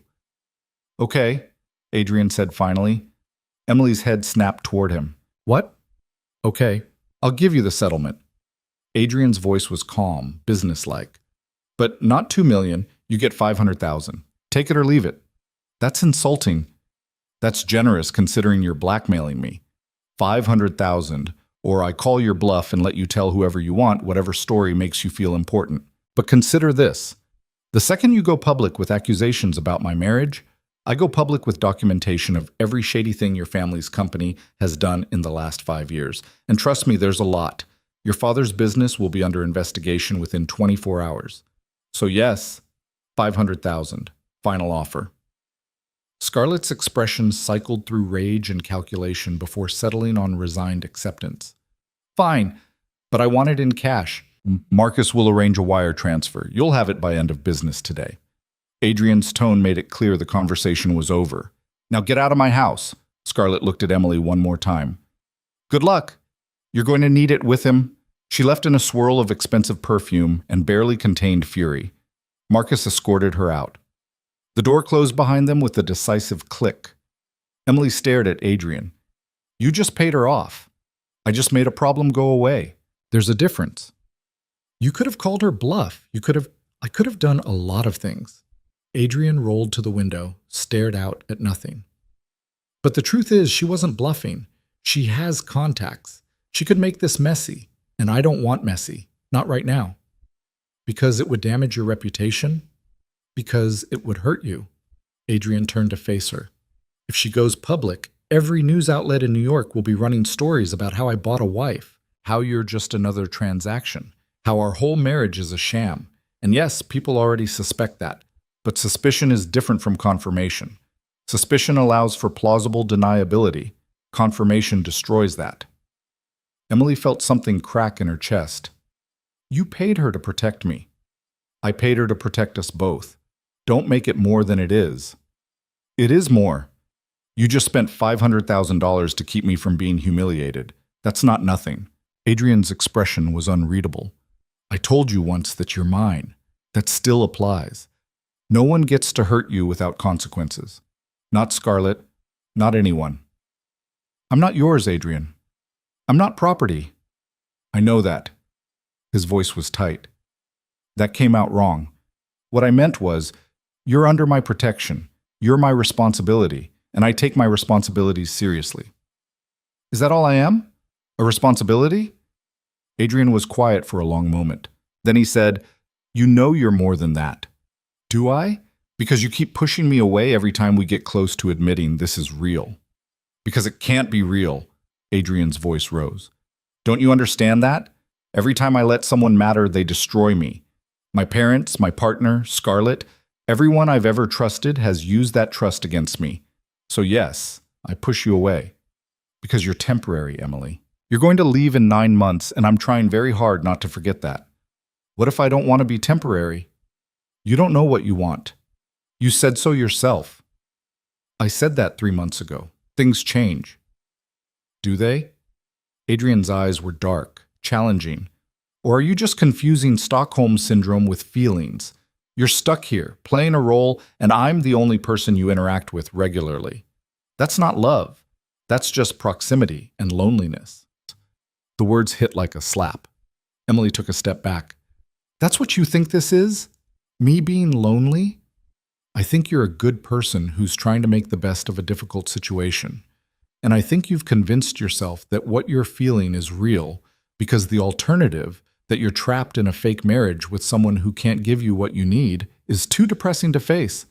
You don't get to tell me what I'm feeling.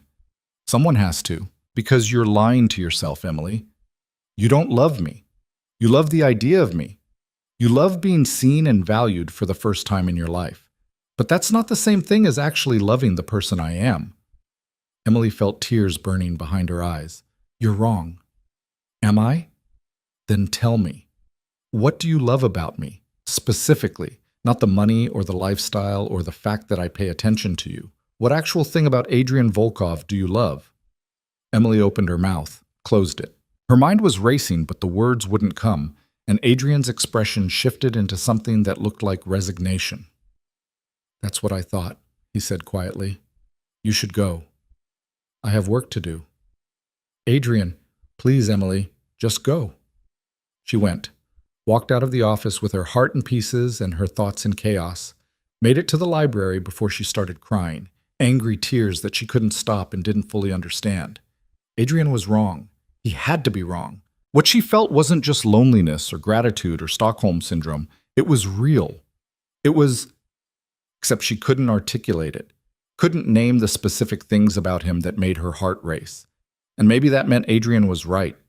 Maybe she'd just convinced herself she was falling in love because the alternative was admitting she'd sold a year of her life to play dress-up in a mansion with a man who saw her as a business expense. Emily stayed in the library for hours, trying to read, failing, just staring at pages until the words blurred. When Irina came to get her for dinner, Emily sent her away. She wasn't ready to sit across from Adrian and pretend everything was fine. Around 10 that night, Marcus appeared. "Boss wants to see you," he said. "Tell him I'm not available." Marcus leaned against the doorframe. "He's been in his gym for 4 hours. Won't stop. Won't take a break. I think he's trying to hurt himself." Emily was on her feet before she could think better of it. She followed Marcus to Adrian's private gym, pushed through the door without knocking. Adrian was on the parallel bars again, pulling himself up and falling over and over. His shirt was soaked with sweat. His arms were shaking. He didn't look up when Emily entered. "How long are you planning to do this?" Emily asked. "Until I can stand." Adrian pulled himself up, held for 3 seconds, collapsed. "Until I'm not useless." "You're not useless." "I'm not enough either." He tried again, fell harder this time.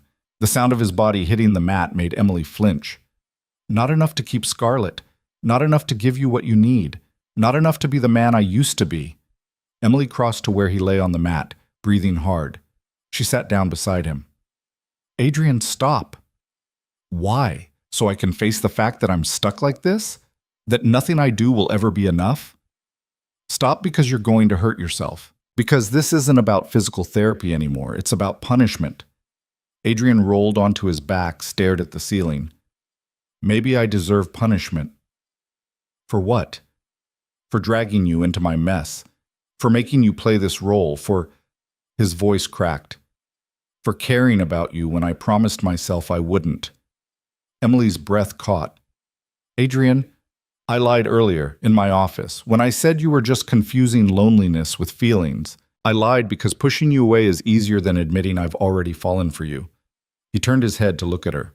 "I love you, Emily, and that terrifies me, because everyone I've ever loved has left. And I know you're going to leave too. But I love you anyway, and I don't know what to do with that." Tears were streaming down Emily's face. "You idiot! You complete idiot! I know. You love me?" "Unfortunately, yes." Emily leaned down and kissed him. Not gently, not tentatively, just kissed him like she'd been wanting to for months, pouring everything she couldn't articulate into the contact. Adrian froze for half a second, then kissed her back with a desperation that made her chest ache. When they finally broke apart, both breathing hard, Emily pressed her forehead to his. "You asked me what I love about you," she said, "and I couldn't answer because there's too much. I love that you're terrified and do things anyway. I love that you push yourself until you break because giving up isn't in your vocabulary. I love that you read Dostoevsky and pretend it doesn't wreck you. I love that you're mean and honest and vulnerable when you think no one's looking. I love the way you defend me without thinking about it.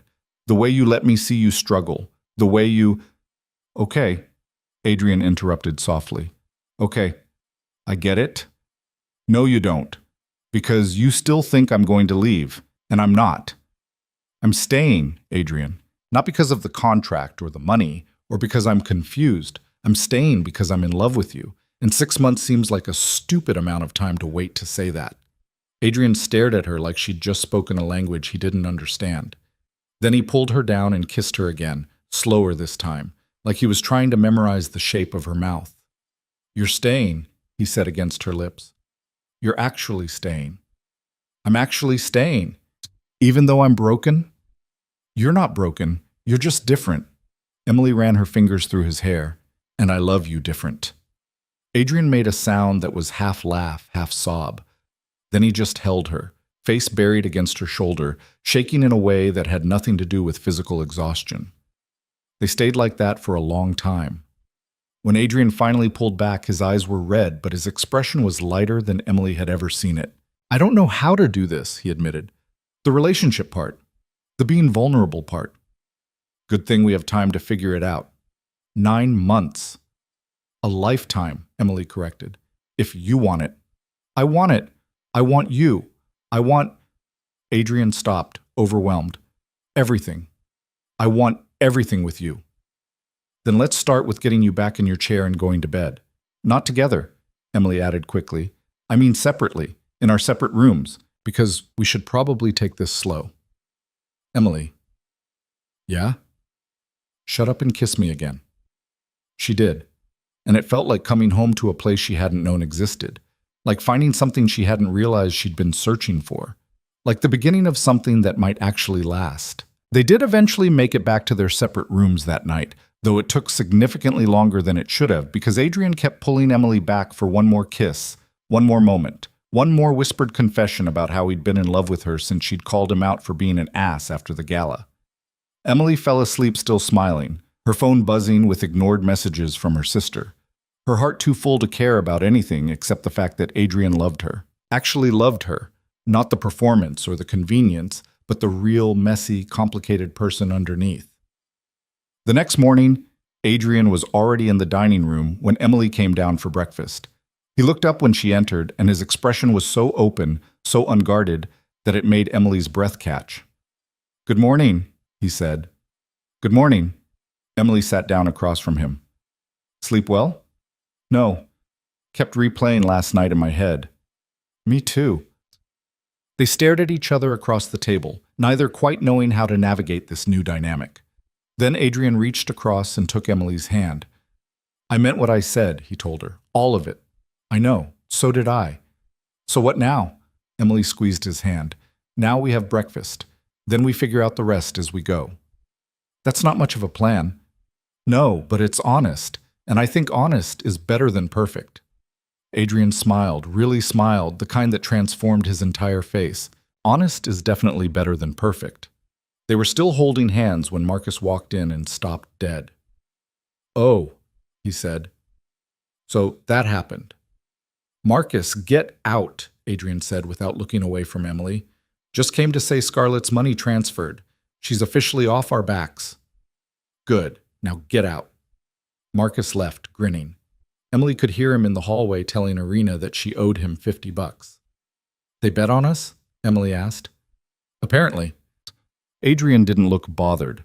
"Are you okay with this? With us being public? The staff will know by end of day. Word will spread." Emily thought about it, about what it meant to stop pretending their marriage was just business, about the fact that people would talk, would speculate, would have opinions about whether this was real or just another strategic move by Adrian Volkov.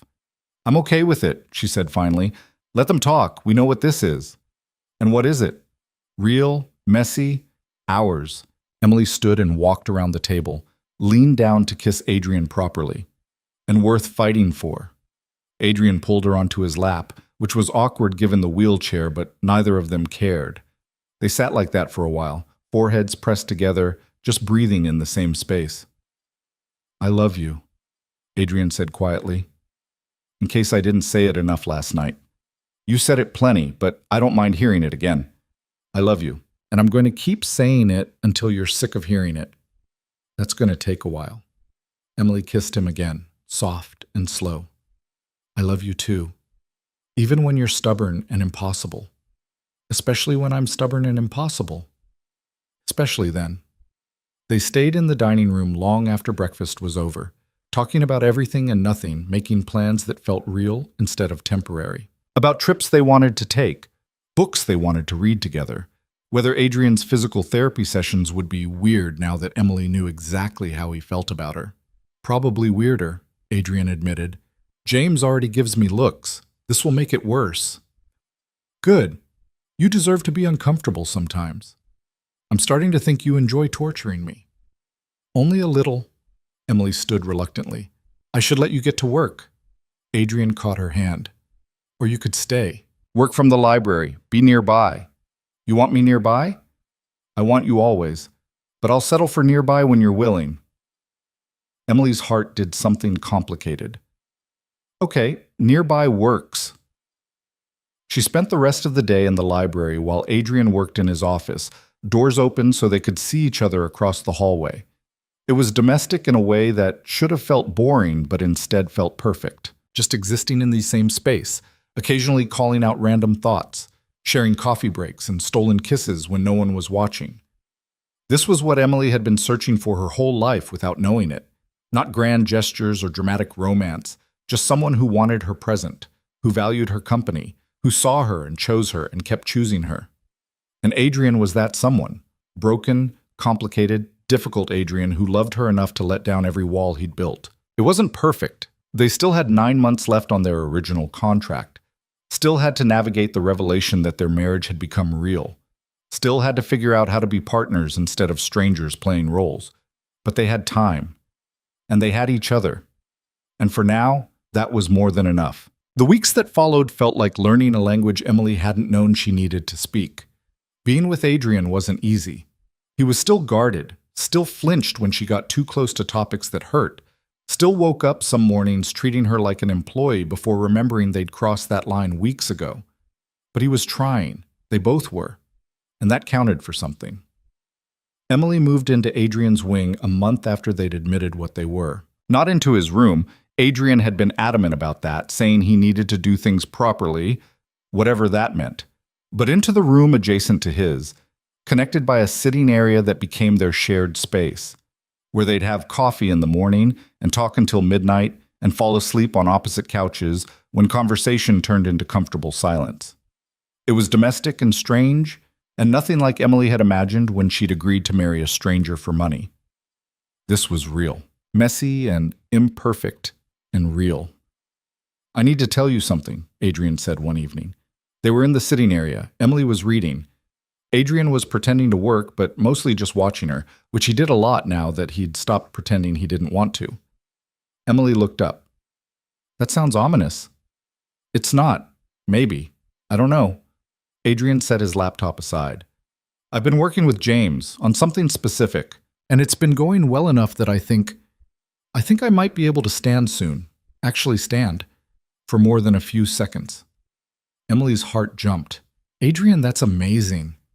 It's not definite, and even if I can stand, walking is a whole other thing. Might never happen, but James thinks with the progress I've made, standing is realistic.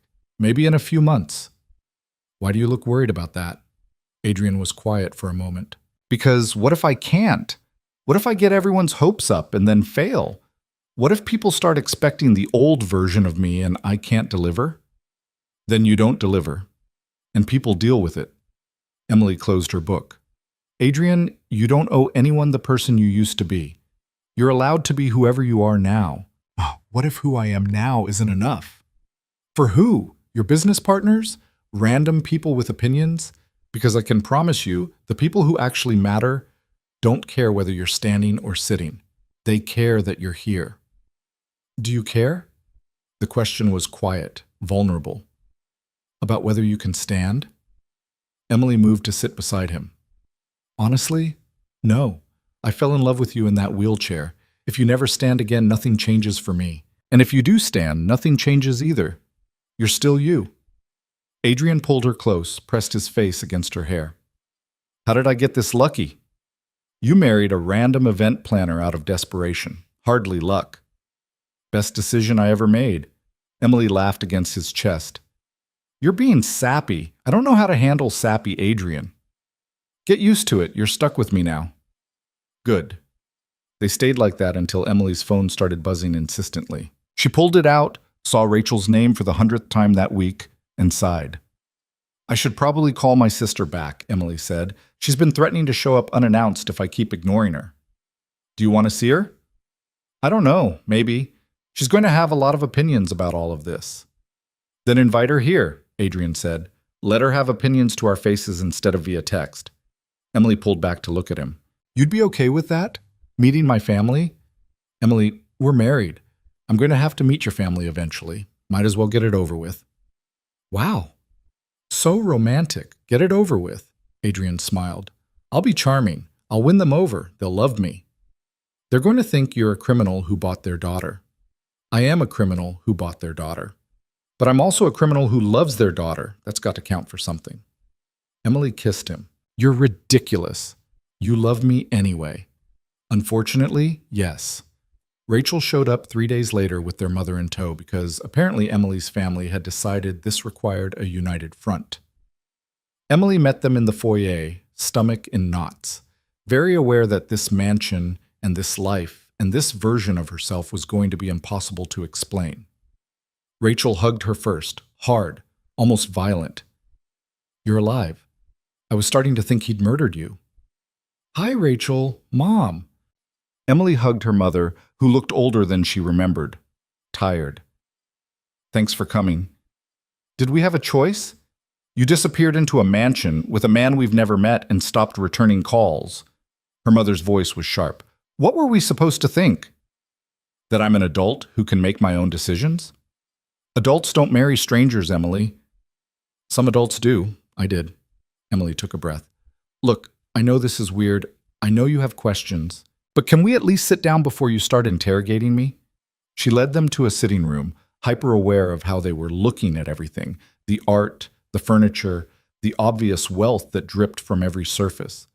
Rachel was trying not to look impressed. Her mother just looked suspicious. So, Rachel said once they were seated, Adrian Volkov, mafia boss. How did that happen? He's not... Emily stopped. Okay, he's sort of that. But it's more complicated than... Is he dangerous? Her mother interrupted. Are you safe here? I'm safer here than I've ever been anywhere. That's not an answer. Emily met her mother's gaze. Yes, I'm safe. Adrian would never hurt me. How do you know that? You barely know him. I know him better than I've known anyone. The words came out more forcefully than Emily intended. I know he's been hurt by people he trusted. I know he pushes himself too hard because he thinks being injured makes him weak. I know he reads the same books over and over when he's stressed. I know he's terrified of caring about people because everyone he's cared about has left. And I know he loves me. Actually loves me. Not for what I can do for him or what I represent. Just me. Rachel and their mother exchanged looks. Then Rachel said, You're in love with him? Yes. After 4 months? Yes. Emily, that's... Rachel stopped, choosing words carefully. That's really fast. I know, but it's real, and I need you to trust me on that. How can we trust you? You married him without telling us. You disappeared into his world without warning. For all we know, he's manipulating you, and you can't see it. He's not manipulating me. Then why did you marry him so fast? What aren't you telling us? Emily looked at her sister and her mother and realized she had 2 choices. Keep lying, keep pretending this had been some whirlwind romance, or tell the truth and trust that they'd understand. He offered me $5 million, Emily said quietly, to marry him for a year, after his actual bride left him at the altar. The silence was deafening. Rachel's expression cycled through shock and understanding, and something that looked like pity. Their mother just looked horrified. You sold yourself, her mother said finally. You sold yourself to a criminal for money. I accepted a business arrangement that turned into something real. That's the same thing, Emily. It's not, and you know it's not. Emily stood, paced to the window. I spent my entire life being invisible. Being the daughter no one noticed, the friend people forgot to invite, the girlfriend men left because I wasn't interesting enough. And then Adrian saw me. Not for what I could be or what he wanted me to be. He saw me exactly as I am and decided I was enough. So yes, it started as a transaction, but it became real, and I'm not apologizing for that. You're apologizing for taking money to play dress-up as a mobster's wife, Rachel said. That's different. Is it? Because from where I'm standing, you married a hedge fund manager because he had a good salary and Dad approved. How is that different from what I did? Rachel's face flushed. That's not fair. It's completely fair. We all make choices based on what we need. I needed security. Adrian needed a wife. We found a solution that worked for both of us. And along the way, we found each other. That's a nice story, their mother said. But what happens when the year is up? When the contract ends and you realize this whole thing was built on a lie? The contract doesn't matter anymore. We're staying together. He told you that? Yes. And you believe him? Emily turned to face them. Yes, I believe him, because he's shown me through action, not just words. He defends me. He values my opinion. He lets me see him when he's struggling. That's not manipulation. That's trust. Rachel stood, moved to where Emily was standing. I'm not saying this to hurt you, but men like Adrian Volkov don't change. They don't suddenly become good people because they fall in love. They just get better at hiding what they are. You don't know him. Neither do you. Not really. You know what he's shown you. That's not the same as knowing who he actually is. Before Emily could respond, Adrian's voice cut through the room. She's right. Everyone turned. Adrian sat in the doorway, expression neutral. How long he'd been there, Emily didn't know. You're right, Adrian repeated, rolling into the room. Emily doesn't know everything about me. The things I've done, the people I've hurt to build my business, the choices I've made that would probably horrify her if she knew the details. He stopped in front of Rachel. But I'm trying to be someone worthy of her. And yeah, maybe I'll fail. Maybe I'll revert to being the monster everyone thinks I am. But I'm going to try anyway, because she makes me want to be better. Rachel stared at him. That's a pretty speech. It's the truth, which I realize means nothing to you right now, but it means something to her, and her opinion is the only one I care about. Then tell me, Rachel challenged. Tell me one thing you've done that would horrify her. Prove you're being honest. Adrian glanced at Emily. She nodded. Whatever he said, they'd deal with it. 6 years ago, a man tried to steal from me, Adrian said. A business partner who thought I wouldn't notice. I noticed, and I made sure everyone in my organization knew what happens to thieves. I had him beaten so badly, he spent 3 weeks in the hospital. Then I ruined his life systematically, took his business, his house, his reputation. By the time I was done, he had nothing, and I felt justified doing it because betrayal deserves consequences. He paused. The man killed himself a year later, and I told myself it wasn't my fault, that he made his choices and I made mine. But the truth is, I destroyed him, and I'd probably do it again if someone betrayed me now. That's who I am.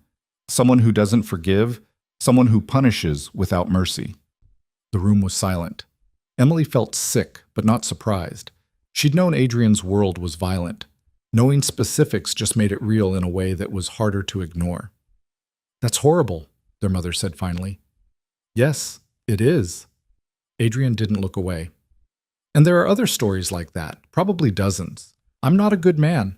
I'm a man who does bad things for reasons that make sense to me. But I'm trying to be better, for Emily. And I know that's not enough. But it's what I have. Rachel turned to Emily. And you're okay with this? Emily thought about lying. About saying yes, she was fine. She'd made peace with who Adrian was. But that would be dishonest. I'm not okay with it, she said quietly. I hate that he hurt people. I hate that his world is violent and that he thinks consequences mean destruction. But I also know he's trying to change, to build something legitimate, to use his power differently. And I believe that change is possible if someone believes in you enough to hold you accountable. She moved to stand beside Adrian's wheelchair. So no, I'm not okay with his past, but I'm committed to helping him build a different future. That's naive, Rachel said. Maybe, but it's my choice. And I'm making it with open eyes. Their mother stood. I think we should go. Mom, no, Emily, I can't support this. I can't watch you throw your life away on a man who hurts people and thinks money fixes everything. She looked at Adrian.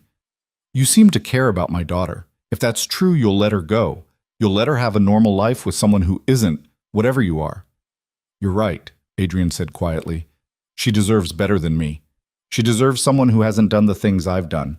But I'm selfish enough to keep her anyway, because she's the only good thing in my life, and I don't have the strength to give that up. Emily's mother shook her head and left. Rachel lingered for a moment, looking between Emily and Adrian. I hope you know what you're doing, she said finally. Because if he hurts you, I don't know how to fix that. I know what I'm doing, Emily said, even though she wasn't entirely sure that was true. Rachel left. The house felt very quiet after they were gone. That went well, Adrian said dryly. Emily sat on the arm of his wheelchair. You didn't have to tell them that. About the business partner. Yes, I did. Because they needed to know I'm not lying to you, that I'm not pretending to be someone I'm not. He took her hand. Are you okay? With what I said?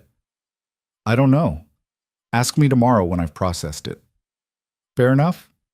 They sat in silence for a while. Then Emily said, My mom's right, you know. I do deserve better than you. I know. But I'm choosing you anyway, because better is boring. And you're a lot of things, but you're not boring. Adrian pulled her down into his lap. You're insane. Probably. But I'm your brand of insane. So we match.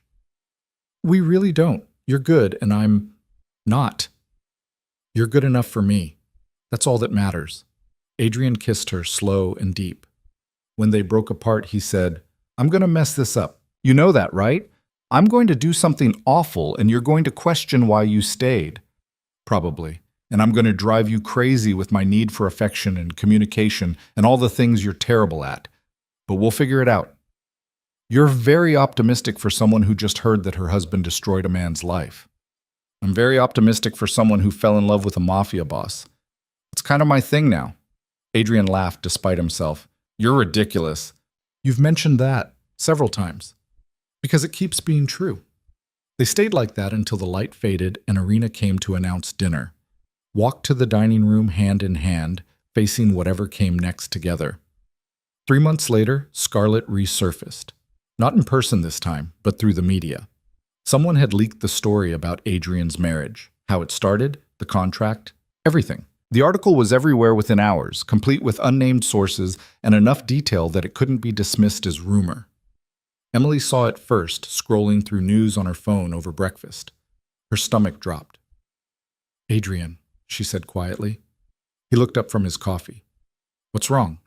She handed him the phone, watched his expression shift from confusion to cold fury as he read. Scarlett, he said finally. How do you know? Because this has her fingerprints all over it.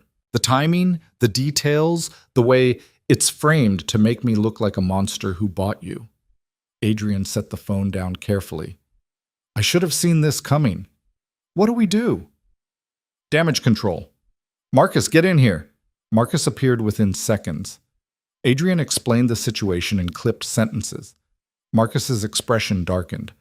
I'll call the lawyers, see if we can trace the source, maybe get ahead of this.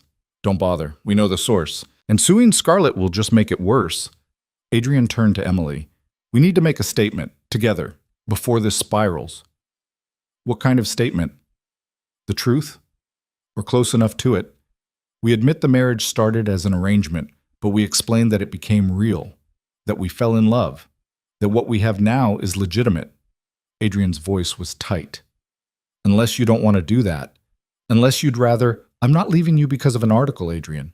You should. This is going to get ugly. People are going to have opinions. Your family is going to say they were right. You're going to be painted as either a victim or a gold digger, neither of which is fair. Emily took his hand. Then we tell our story, properly. No apologies, no shame, just the truth. They held a press conference that afternoon. Marcus set it up fast, called in favors, made sure the right reporters were there. Emily wore a navy dress that Irina had insisted projected confidence. Adrian wore a suit that made him look dangerous and untouchable. Together they faced a room full of cameras and questions. Adrian spoke first, his voice steady. By now you've all seen the article about how my marriage to Emily began. And I'm here to confirm that yes, our marriage started as a business arrangement.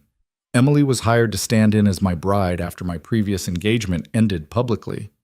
That's the truth. But it's not the whole truth. He looked at Emily. She took over, her voice stronger than she'd expected. What Adrian isn't saying is that somewhere between the contract and now, we fell in love. Real love. Not the kind you plan or negotiate. The messy, complicated kind that happens when two people actually see each other. And yes, it started unconventionally. But it's real. and we're not apologizing for that. The questions came rapid fire. Was she being coerced? Had Adrian paid her? Was this just another manipulation? Emily answered each one calmly. Yes, there was an initial payment. Yes, they'd agreed to stay married for a year. No, she wasn't being forced to stay. Yes, she loved him, actually loved him. When someone asked if she regretted accepting the arrangement, Emily didn't hesitate. No, because that arrangement gave me something I'd been looking for my whole life. Someone who sees me, who values me, who chooses me every single day. So no, I don't regret it. Adrian added, I'm not a good man. I've done things I'm not proud of to build my business, but Emily makes me want to be better. And whatever you think of how this started, what we have now is real. And we're not letting anyone take that away from us. The press conference ended with more questions than answers, but Emily felt lighter afterward. They'd told their truth. Let the world make of it what they wanted. The response was mixed. Some outlets called it a love story. Others called it manipulation. Emily's phone exploded with messages from people she hadn't spoken to in years, everyone suddenly having opinions about her life. She ignored most of them, except Rachel, who sent a single text. I still think you're crazy, but maybe the good kind of crazy. Call me when you're ready. Well, Adrian said that evening, we survived. Did we? It feels like we just painted targets on our backs. We did, but we did it together. That's got to count for something. Emily curled against him on the couch. Do you regret it? Being honest? No, because now there's nothing left to hide, no secrets she can use against us. We took away her power by admitting the truth first. Adrian kissed her temple. We're going to be fine. You don't know that. No, but I'm choosing to believe it anyway, because the alternative is giving up. And I don't give up, especially not on you. The fallout lasted weeks. Business partners questioned Adrian's judgment. Rivals tried to use the revelation as leverage. Emily dealt with reporters camped outside the mansion and strangers who felt entitled to opinions about her marriage. But they weathered it, together. And slowly, gradually, the attention faded. New scandals emerged. People found other things to care about. The story of Adrian and Emily became just another piece of gossip that eventually went stale. 6 months after the press conference, Adrian stood for the first time in over 2 years. It happened during a physical therapy session. Emily was in her usual corner, reading, not paying close attention. Then James said, "Okay, we're going to try something." And Emily looked up to see Adrian gripping the parallel bars with an intensity that made her nervous. "I don't know if I can do this," Adrian said. "You can, just trust the process." James positioned himself behind Adrian. On 3. 1, 2, 3. Adrian pulled, shook. For a moment, nothing happened. Then slowly, agonizingly, he straightened. His legs held. He was standing. The sound Adrian made wasn't quite a laugh, wasn't quite a sob. Just pure relief and triumph and disbelief all mixed together. "I'm standing," he said. "I'm actually—" His legs gave out after 10 seconds. James caught him, eased him back into the wheelchair, but Adrian was grinning wider than Emily had ever seen. "I stood," he said, looking at Emily. "Did you see that?" "I saw it." Emily was crying and didn't care. "You did it! 10 seconds. That's nothing. That's everything." Adrian's progress accelerated after that. 10 seconds became 30. 30 became a minute. A minute became taking actual steps with support. It was slow, frustrating work, but Adrian kept pushing, and Emily kept showing up to watch. 3 months later, Adrian walked across the physical therapy room unassisted. 11 steps before he needed to sit down, but 11 steps that proved everything was possible if you wanted it badly enough. "I'm proud of you," Emily told him on the drive home. "It's just walking. I used to do it without thinking." "It's not just walking. It's proof that you're stronger than the accident, that you can rebuild yourself into whoever you want to be." Adrian took her hand. "I couldn't have done it without you." "Yes, you could have." "No, I would have given up, would have decided it wasn't worth the effort. But you made it worth it. You made everything worth it." That night, Adrian asked Emily to move into his room properly. Not the adjacent space. His actual room, his bed, his life. "Are you sure?" Emily asked. "We've been taking things slow. We've been married for a year and a half. I think slow has run its course." Adrian pulled her close. I want to wake up next to you. I want to fall asleep with you. I want you in my space, in my life, permanently. No more separate rooms, no more pretending we're not completely tangled up in each other. Emily kissed him. Okay. Yeah? Yeah. Let's be completely tangled up. Moving her things took less time than Emily expected, mostly because she didn't have much she wanted to bring. The important parts, her books, her clothes, the framed photo of her dad, fit in a few boxes. Everything else could stay in the guest room that had never really felt like hers anyway. Adrian's room was large and dark, and very obviously his. Heavy furniture, minimal decoration, books stacked everywhere. Emily started moving things around immediately, making space for herself, and Adrian didn't complain. Just watched her reorganize his life with an expression that looked like contentment.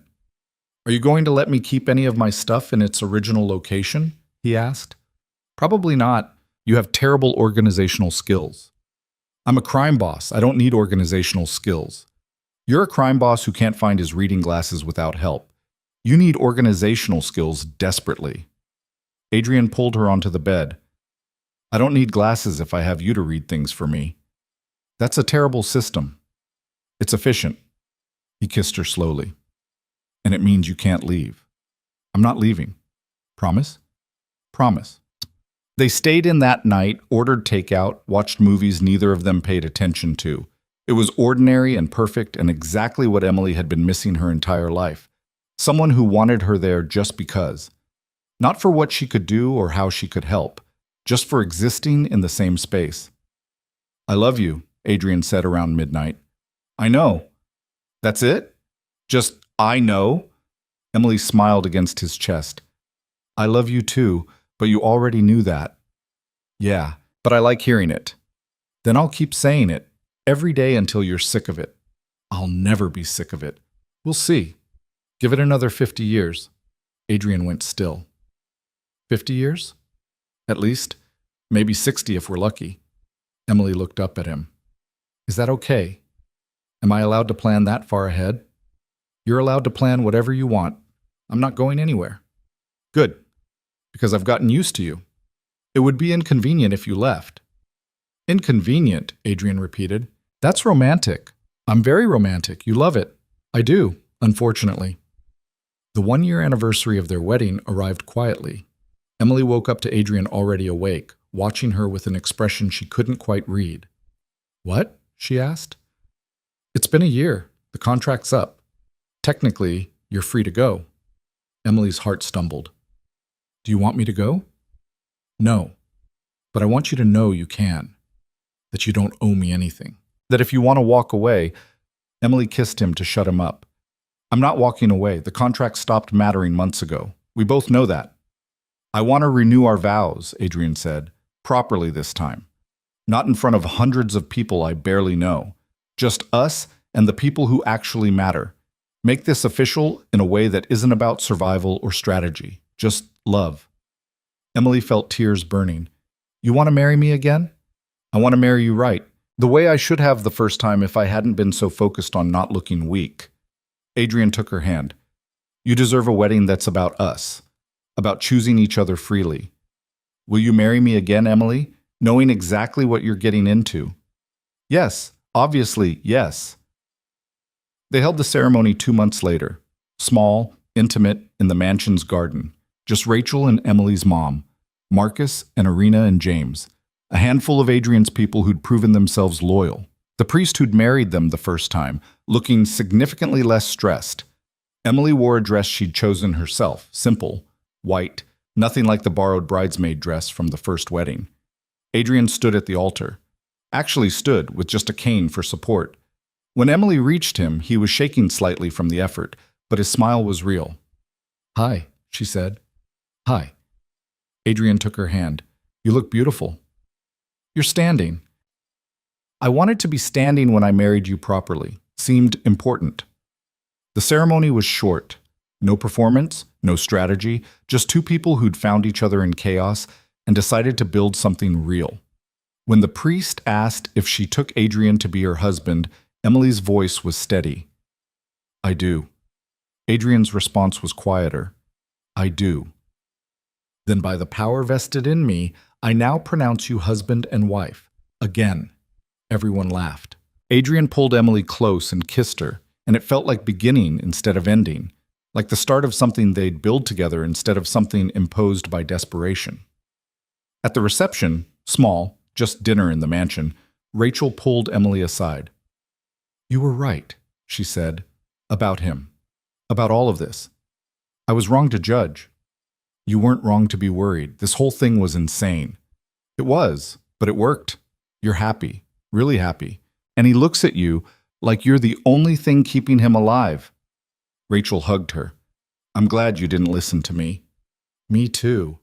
Emily rejoined Adrian at their table. He'd finally sat down, exhausted from standing through the ceremony.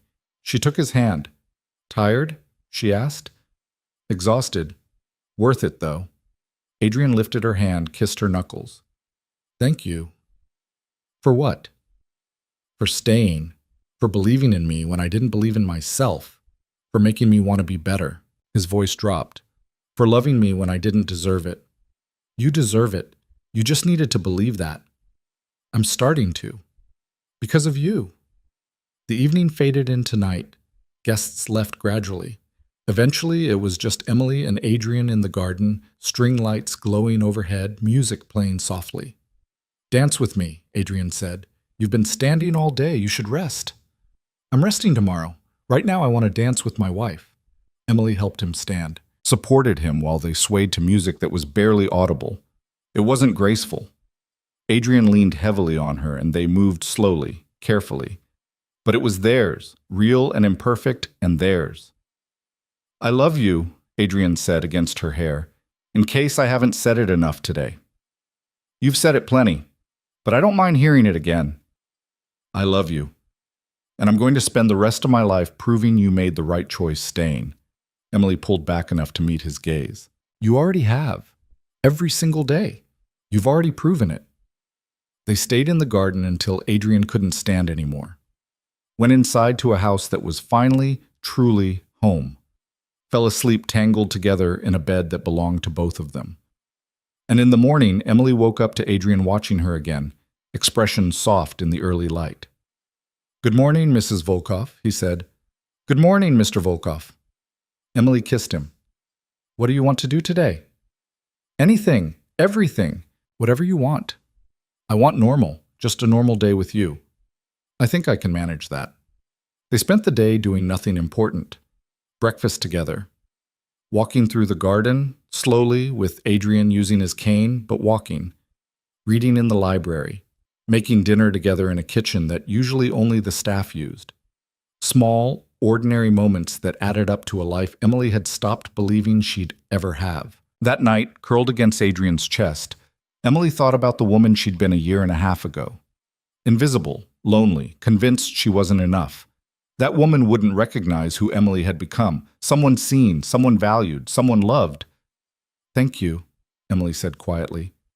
"For what?" "For asking me to marry you, that day at the altar, for being desperate enough to grab a random event planner and change both our lives." Adrian was quiet for a moment. Then he said, "Best decision I ever made, even if it started for all the wrong reasons. Maybe there are no wrong reasons if you end up in the right place." "Maybe." Emily fell asleep listening to Adrian's heartbeat, steady and real beneath her ear. Fell asleep knowing she'd made the right choice, that this messy, complicated, imperfect love was worth every risk, every fear, every moment of uncertainty. Because in the end, love wasn't about being someone's first choice. It was about being their every choice, every single day, choosing each other through chaos and calm, through standing and falling, through every version of themselves they became. And Emily and Adrian had chosen each other, were still choosing each other, would keep choosing each other for as long as they both lived. It wasn't the love story Emily had imagined. It was better, real and earned in theirs, and that was more than enough.